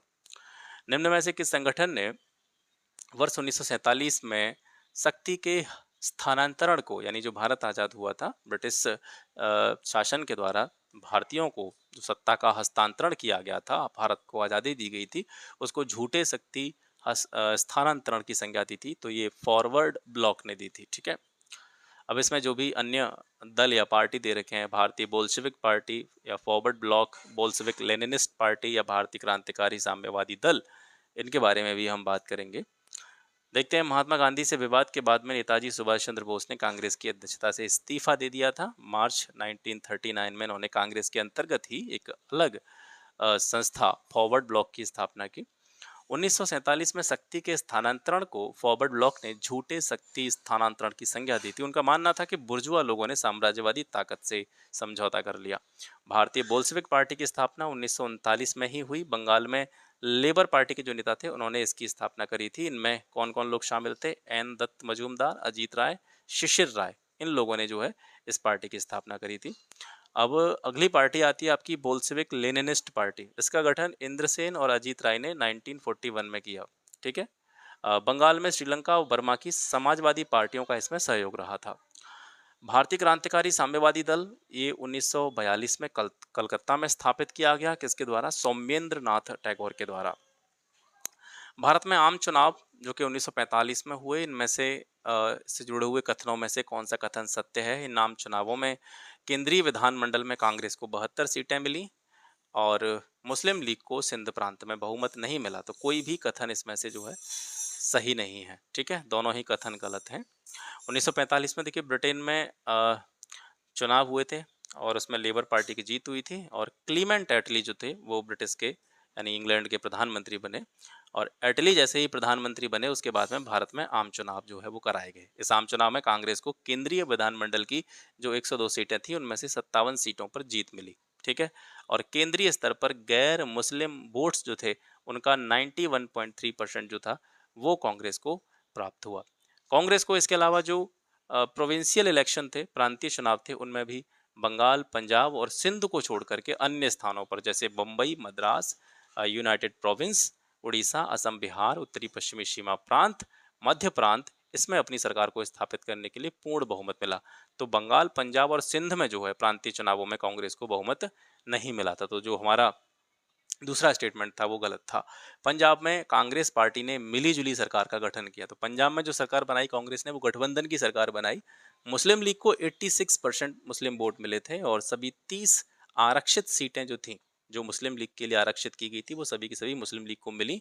और इसके फलस्वरूप क्या हुआ, बंगाल और जो सिंध थे, जिसमें कांग्रेस को बहुमत नहीं मिला था, वहां पर मुस्लिम लीग को बहुमत मिला। प्रांतों की जो 509 मुस्लिम सीटें थीं, उनमें से 442 सीटें जो है मुस्लिम लीग को मिली थी। इस प्रकार मुस्लिम लीग मुसलमानों की सबसे प्रमुख पार्टी के रूप में उभर करके जो है इन चुनावों से सामने आती है। पृथक निर्वाचन पद्धति और सीमित मताधिकार के कारण इन चुनावों में सांप्रदायिकता को जो है बढ़ावा मिला था। और एक जो विशेष बात है इन चुनावों से जुड़ी, वो ये है कि प्रांतीय चुनावों में कुल जनसंख्या का केवल 10% और केंद्रीय व्यवस्थापिका के जो चुनाव थे उनमें कुल जनसंख्या का केवल 1% जो है मताधिकार का प्रयोग किया गया। शिमला सम्मेलन में कांग्रेस का प्रतिनिधित्व निम्न में से किसके द्वारा किया गया? तो शिमला सम्मेलन में कांग्रेस को रिप्रेजेंट किया था मौलाना अबुल कलाम आजाद जी ने। ठीक है, वेबल योजना पर विचार विमर्श करने और संवैधानिक गतिरोध को दूर करने के लिए जो है शिमला सम्मेलन बुलाया गया था 25 जून 1945 को। इस सम्मेलन में मौलाना अबुल कलाम आजाद ने कांग्रेस का और मोहम्मद अली जिन्ना ने मुस्लिम लीग को रिप्रेजेंट किया। इस सम्मेलन में जिन्ना ने वायसराय की कार्यकारिणी परिषद के सभी मुस्लिम सदस्यों को मुस्लिम लीग से ही चयनित किए जाने का प्रपोजल रखा था, लेकिन इसको लॉर्ड वेवेल ने स्वीकार नहीं किया। कांग्रेस ने भी जिन्ना की ये जो गलत मांग थी या अलोकतांत्रिक मांग थी, इसका विरोध किया। इस प्रकार ये प्रस्ताव जो था कहीं ना कहीं क्या हो गया, असफल हो गया और अंततः 14 जुलाई 1945 को वेवेल ने भी इस सम्मेलन को असफल घोषित कर दिया। वर्ष 1937 के प्रांतीय चुनाव में कांग्रेस को निम्न में से किस राज्य में बहुमत नहीं मिला था, लेकिन वो सबसे बड़ी पार्टी बनकर के उभरी थी? तो बम्बई। ठीक है, बम्बई में वो सबसे बड़ी पार्टी बनकर के उभरी थी, लेकिन इसको पूर्ण बहुमत नहीं मिला था।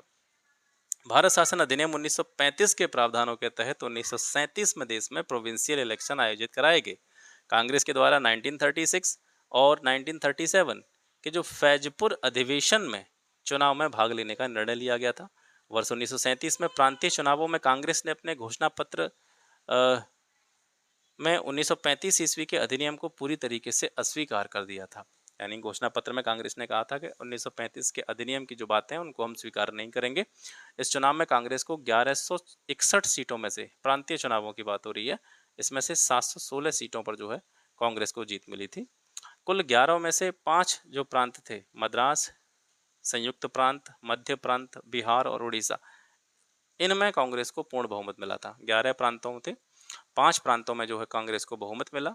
इसके अतिरिक्त बम्बई, असम और पश्चिमोत्तर सीमा प्रांत में वो सबसे बड़े दल के रूप में निकल करके सामने आई। ठीक है, प्रसिद्ध क्रांतिकारी सचिंद्रनाथ सान्याल को आजीवन कालापानी की सजा किस केस में हुई थी? तो बनारस षड्यंत्र केस में जो है सचिंद्रनाथ सान्याल को कालापानी की सजा हुई थी। इसके अलावा जितनी भी इसमें और घटनाएं दे रखी हैं, मेरठ षड्यंत्र केस, काकोरी ट्रेन कार्यवाही या अलीपुर बम कांड, इनके बारे में भी हम बात करेंगे। सबसे पहले बनारस षड्यंत्र केस के बारे में बात करते हैं। ये जो केस था ये भारत में गदर आंदोलन का ही एक हिस्सा था।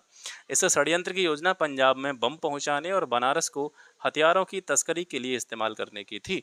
इस मामले में क्रांतिकारी सचिंद्रनाथ सान्याल को 26 जून 1915 को गिरफ्तार कर लिया गया था। सान्याल जो थे ये हिंदुस्तान रिपब्लिकन आर्मी के सह संस्थापक थे। इसके अलावा वे चंद्रशेखर आजाद, जतीन्द्रनाथ दास और भगत सिंह जैसे जो क्रांतिकारी थे इनके गुरु भी रहे थे। ये अनुशीलन समिति और गदर पार्टी से भी संबंधित थे। इनका जन्म हुआ था 3 अप्रैल 1893 को बनारस में, मृत्यु इनकी 1942 में गोरखपुर में हुई। जब ये कारावास में थे तो कारावास में रह करके, जेल में रह करके इन्होंने अपनी आत्मकथा लिखी जिसका नाम था बंदी जीवन। बंदी जीवन किसकी आत्मकथा है? सचिंद्रनाथ सान्याल की। अगला जो ऑप्शन में दे रखा था मेरठ षड्यंत्र केस, ये क्या मामला था? मार्च 1929 में ब्रिटिश भारत में शुरू हुआ एक विवादास्पद अदालती मामला था। मुजफ्फर अहमद एस ए डांगे, ये नाम विशेष रूप से याद रखेंगे, Muzaffar Ahmad S A Dange, S B Ghate, doctor G Adhikari, PC Joshi, S S Mirajkar, Shaukat Usmani और फिलिप स्ट्रेट, ये जो लोग थे इनको हमले और अन्य उग्रवादी तरीकों के माध्यम से भारत की ब्रिटिश सरकार को उखाड़ फेंकने के षड्यंत्र में आरोप जो है षड्यंत्र के आरोप में जो है इनको क्या कर लिया गया था? गिरफ्तार कर लिया गया था। अलीपुर बॉम्बे केस ट्रायल, इसको देखते हैं। इसका तात्पर्य है कि जो मुजफ्फरपुर के जिला जज थे उसकी हत्या का प्रयास किया गया था। अलीपुर बम मामले की साजिश 1908 में हुई। इसको अन्य नाम से भी जाना जाता है, इसको मणिकटोला बम कांड भी कहते हैं, मुरारीपुर षड्यंत्र के नाम से भी इसको जाना जाता है। इस पर बम किसने फेंका था? प्रफुल्ल चाकी और खुदीराम बोस ने फेंका था, ठीक है। और जिस गाड़ी में ये बम फेंका गया था उसमें जो जिला जज था मुजफ्फरपुर का किंग्सफोर्ड वो नहीं था, उसके जगह पर 2 महिलाएं बैठी थीं जो कि किंग्सफोर्ड की जगह पर मारी गई, ठीक है, दोनों मारी गई।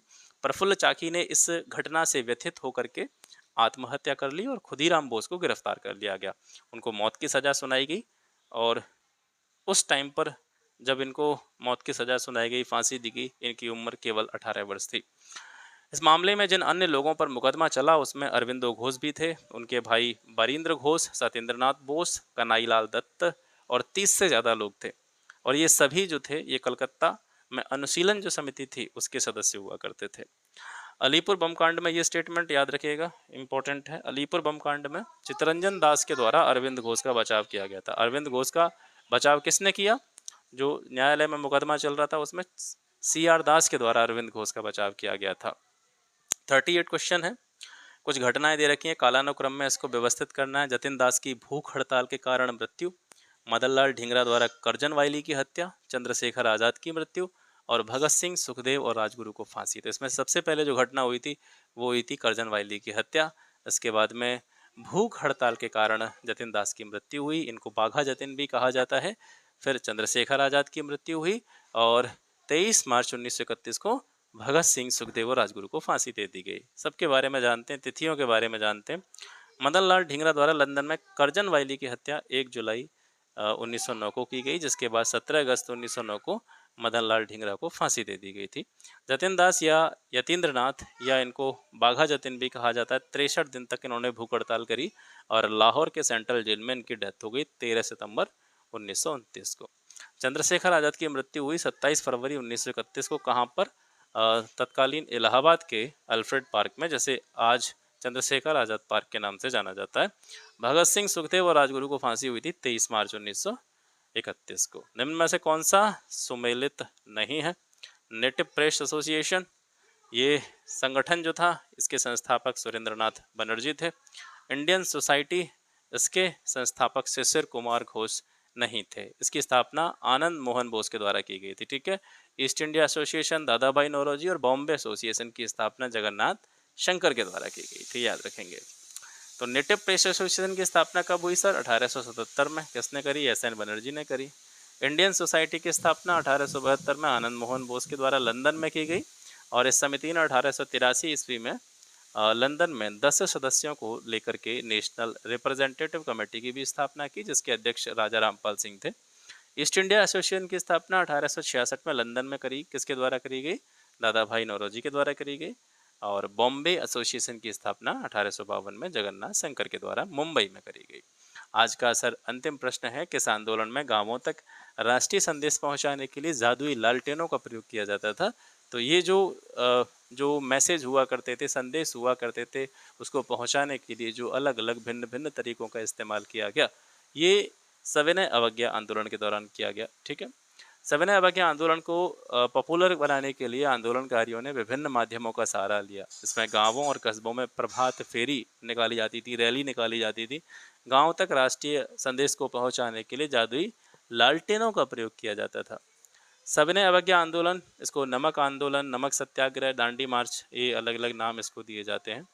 इसकी शुरुआत हुई थी 12 मार्च 1930 को। कहाँ से शुरू हुआ था? ये साबरमती आश्रम से शुरू हुआ था। दांडी एक स्थान पड़ता है, वहाँ तक जो है यात्रा 78 लोगों के द्वारा की गई थी, जिसमें सबसे ज़्यादा लोग जो शामिल थे वो गुजरात के थे और उत्तर प्रदेश से 8 लोग शामिल थे। इसके अलावा एक इसमें ऐसा यात्री भी शामिल था जो नेपाल से था, महावीर नामक यात्री जो है इस यात्रा में शामिल हुआ था। यात्रा कुल 24 दिन चली, 240 किलोमीटर का सफ़र इस यात्रा के दौरान तय किया गया। 5 अप्रैल 1930 को ये लोग दांडी पहुंचे और 6 अप्रैल 1930 को वहां पर नमक कानून तोड़ करके औपचारिक रूप से सविनय अवज्ञा आंदोलन को स्टार्ट किया गया। यहाँ जो एक अधिवेशन आता है जो आपको याद रहना चाहिए, 1929 का लाहौर अधिवेशन। इसी लाहौर अधिवेशन में कांग्रेस की जो कार्यकारिणी समिति थी, इसमें सविनय अवज्ञा आंदोलन को शुरू करने का निर्णय लिया गया था, ठीक है। यह आंदोलन 2 चरणों में चलाया गया। इस आंदोलन का पहला चरण गांधी इरविन समझौते के साथ जो है समाप्त होता है और दूसरा चरण जो था इसका द्वितीय गोलमेज सम्मेलन जब असफल हो जाता है उसके बाद शुरू होता है। अंततः 1934 में इस आंदोलन को वापस ले लिया जाता है। इस आंदोलन के दौरान बच्चों ने वानर सेना, लड़कियों ने मंजरी सेना का गठन किया और यही गांधी जी का एक ऐसा आंदोलन है जिसमें महिलाओं की भागीदारी, पार्टिसिपेशन सबसे ज़्यादा माना जाता है। सुभाष चंद्र बोस ने गांधी जी की इस अभियान की तुलना, यानी जो इन्होंने अभियान चलाया था, ये जो दांडी मार्च इन्होंने करा था, इसकी तुलना सुभाष चंद्र बोस ने नेपोलियन के एल्बा से पेरिस की ओर किए गए अभियान से करी थी। ठीक है। इस सत्याग्रह में 5 मई 1930 को सोलापुर मुंबई में, ठीक है, महाराष्ट्र, सोलापुर में गांधी जी की गिरफ्तारी हो गई और इसके बाद में आंदोलन का नेतृत्व किसके हाथ में आया था? अब्बास तैयब जी के हाथ में आया। आगे चल करके तैयब जी की भी जो है गिरफ्तारी हो जाती है। उसके बाद में इसका जो नेतृत्व संभाला था वो सरोजनी नायडू ने संभाला था। सविनय अवज्ञा आंदोलन के दौरान धरसना एक जगह पड़ती है, धरसना नामक नमक गोदाम था, वहाँ पर कांग्रेस कार्यकर्ताओं ने धावा बोल दिया। ठीक है। तो कांग्रेस कार्यकर्ताओं के धावे से पहले महात्मा गांधी को यरवदा जेल में भेज दिया गया था ब्रिटिश सरकार के द्वारा। तो उनके स्थान पर जो आंदोलन का नेतृत्व किया था अब्बास तैयब जी ने किया था और उनकी भी बाद में गिरफ्तारी हो जाती है। तो उसके बाद में जो आंदोलन को नेतृत्व प्रदान किया था वो सरोजनी नायडू ने प्रदान किया था। 21 मई 1930 को धरसना नमक गोदाम पर धावे का नेतृत्व जो किया था वो सरोजनी नायडू ने किया था। आचार्य विनोबा भावे सविनय अवज्ञा आंदोलन में भाग लेने के दौरान पहली बार गिरफ्तार हुए थे। तो ये इंपॉर्टेंट हो जाता है कि विनोबा भावे सबसे पहले कब गिरफ्तार हुए थे? तो सविनय अवज्ञा आंदोलन में भाग लेने के दौरान। इसके अलावा ये अगला जो स्टेटमेंट है ये भी बड़ा ज़रूरी है। ये जो सविनय अवज्ञा आंदोलन चल रहा था उस टाइम पर एक अमेरिकी पत्रकार था वेब मिलर, ये गांधी जी के साथ ही साबरमती आश्रम में ठहरा था उस टाइम पे। ठीक है। बारदोली सत्याग्रह जो ऑप्शन में दे रखा था, आधुनिक गुजरात के बारडोगी तालुका में 1925 में बाढ़ और अकाल की स्थिति पैदा हुई, जिससे फसल की जो पैदावार थी वो पूरी गड़बड़ा गई। इससे किसानों की जो इकोनॉमिक कंडीशन थी वो बहुत ज़्यादा बेकार हो गई। तो इसमें किसानों की हेल्प करने के बजाय सरकार ने क्या किया? सरकार ने करों की दरों में और ज़्यादा वृद्धि कर दी, 22% और बढ़ा दिया करों की दर को। 1927 में स्थानीय कांग्रेस पार्टी ने एक रिपोर्ट प्रकाशित की जिसमें यह बताया गया कि किसान बढ़े हुए कर के निर्धारण का बोझ नहीं उठा सकते हैं, लेकिन अधिकारी ने ये बात जो थी रिपोर्ट की जो प्रकाशित करी गई थी स्थानीय कांग्रेस पार्टी ने, उनकी रिपोर्ट को अधिकारियों ने नहीं माना। जनवरी 1928 में बारडोली के किसानों ने सरदार वल्लभ भाई पटेल को विरोध आंदोलन शुरू करने के लिए आमंत्रित किया, जिसमें सभी किसानों ने कर न देने का संकल्प किया। ठीक है। और इस आंदोलन में महिलाओं ने बड़ी सक्रिय भूमिका निभाई थी और वल्लभ भाई पटेल को जो सरदार की उपाधि दी गई थी वो इसी आंदोलन के दौरान बारडोली की महिलाओं ने दी थी। के एम मुंशी और लालजी नारायण जी ने बम्बई विधान परिषद से जो है इसी आंदोलन के दौरान इस्तीफा दिया था। अब इसमें से भारत छोड़ो वाला आता है कि भारत छोड़ो का नारा एक समाजवादी और ट्रेड यूनियनवादी यूसुफ मेहरली के द्वारा गढ़ा गया था। ये नारा जो था भारत छोड़ो, ये किसके द्वारा गढ़ा गया? ये यूसुफ मेहरली के द्वारा गढ़ा गया, जिन्होंने मुंबई के मेयर के रूप में भी काम किया था। इसके अलावा साइमन कमीशन के विरोध के टाइम पे साइमन गो बैक का नारा भी जो है मेहर अली ने गढ़ा था। ठीक है। 8 अगस्त 1942 को महात्मा गांधी ने ब्रिटिश शासन को समाप्त करने का आह्वान किया और मुंबई में अखिल भारतीय कांग्रेस कमेटी के सत्र में भारत छोड़ो आंदोलन को शुरू किया। गांधी जी ने मुंबई के ग्वालियर टैंक मैदान में अपने भाषण में करो या मरो का नारा दिया, जिसे अगस्त क्रांति मैदान के नाम से भी जाना जाता है। ठीक है। और इस आंदोलन को भी अगस्त क्रांति के नाम से जाना जाता है। स्वतंत्रता आंदोलन की ग्रैंड ओल्ड लेडी के रूप में लोकप्रिय अरुणा आसफ अली को भारत छोड़ो आंदोलन के दौरान मुंबई के ग्वालियर टैंक मैदान में भारतीय झंडा फहराने के लिए भी जाना जाता है। सर, ये हो गया आज का सेशन। आशा करता हूँ आज का सेशन आपको अच्छा लगा होगा। थोड़ा सा लंबा हो गया, कितना हो गया आज? लगभग 1 घंटा 40, लगभग 2 घंटे हो गए, 48 मिनट, 1 घंटा 48 मिनट, क्योंकि एक्सप्लेनेशन ज़्यादा थी, चीज़ें थोड़ी ज़्यादा थी, जानकारी थोड़ी ज़्यादा थी, तो इस वजह से थोड़ा टाइम लगा। तो आशा करता हूँ कि चीज़ें आपके काम की चल रही हैं। बहुत मेहनत लग रही है भाई, 2-2 घंटे हो जाते हैं एक वीडियो में, और 2 घंटे की वीडियो के पीछे 4-5 घंटे इसको तैयार करने में हो जाते हैं। बस इतना काम कर लेना। इसमें से जो भी चीज़ें हैं, जो भी आपके काम की हैं, उनको अपने पास रखें, और बाकी आपको अगर अच्छा लगे कि ये चीज़ें थोड़ी सी प्रीमियम हैं तो इसको आगे शेयर कर देना अपने मित्रों तक। ठीक है। बाकी मिलते हैं आपसे कल फिर एक नई वीडियो में कुछ नए प्रश्नों के साथ में। तब तक के लिए नमस्कार, जय हिंद।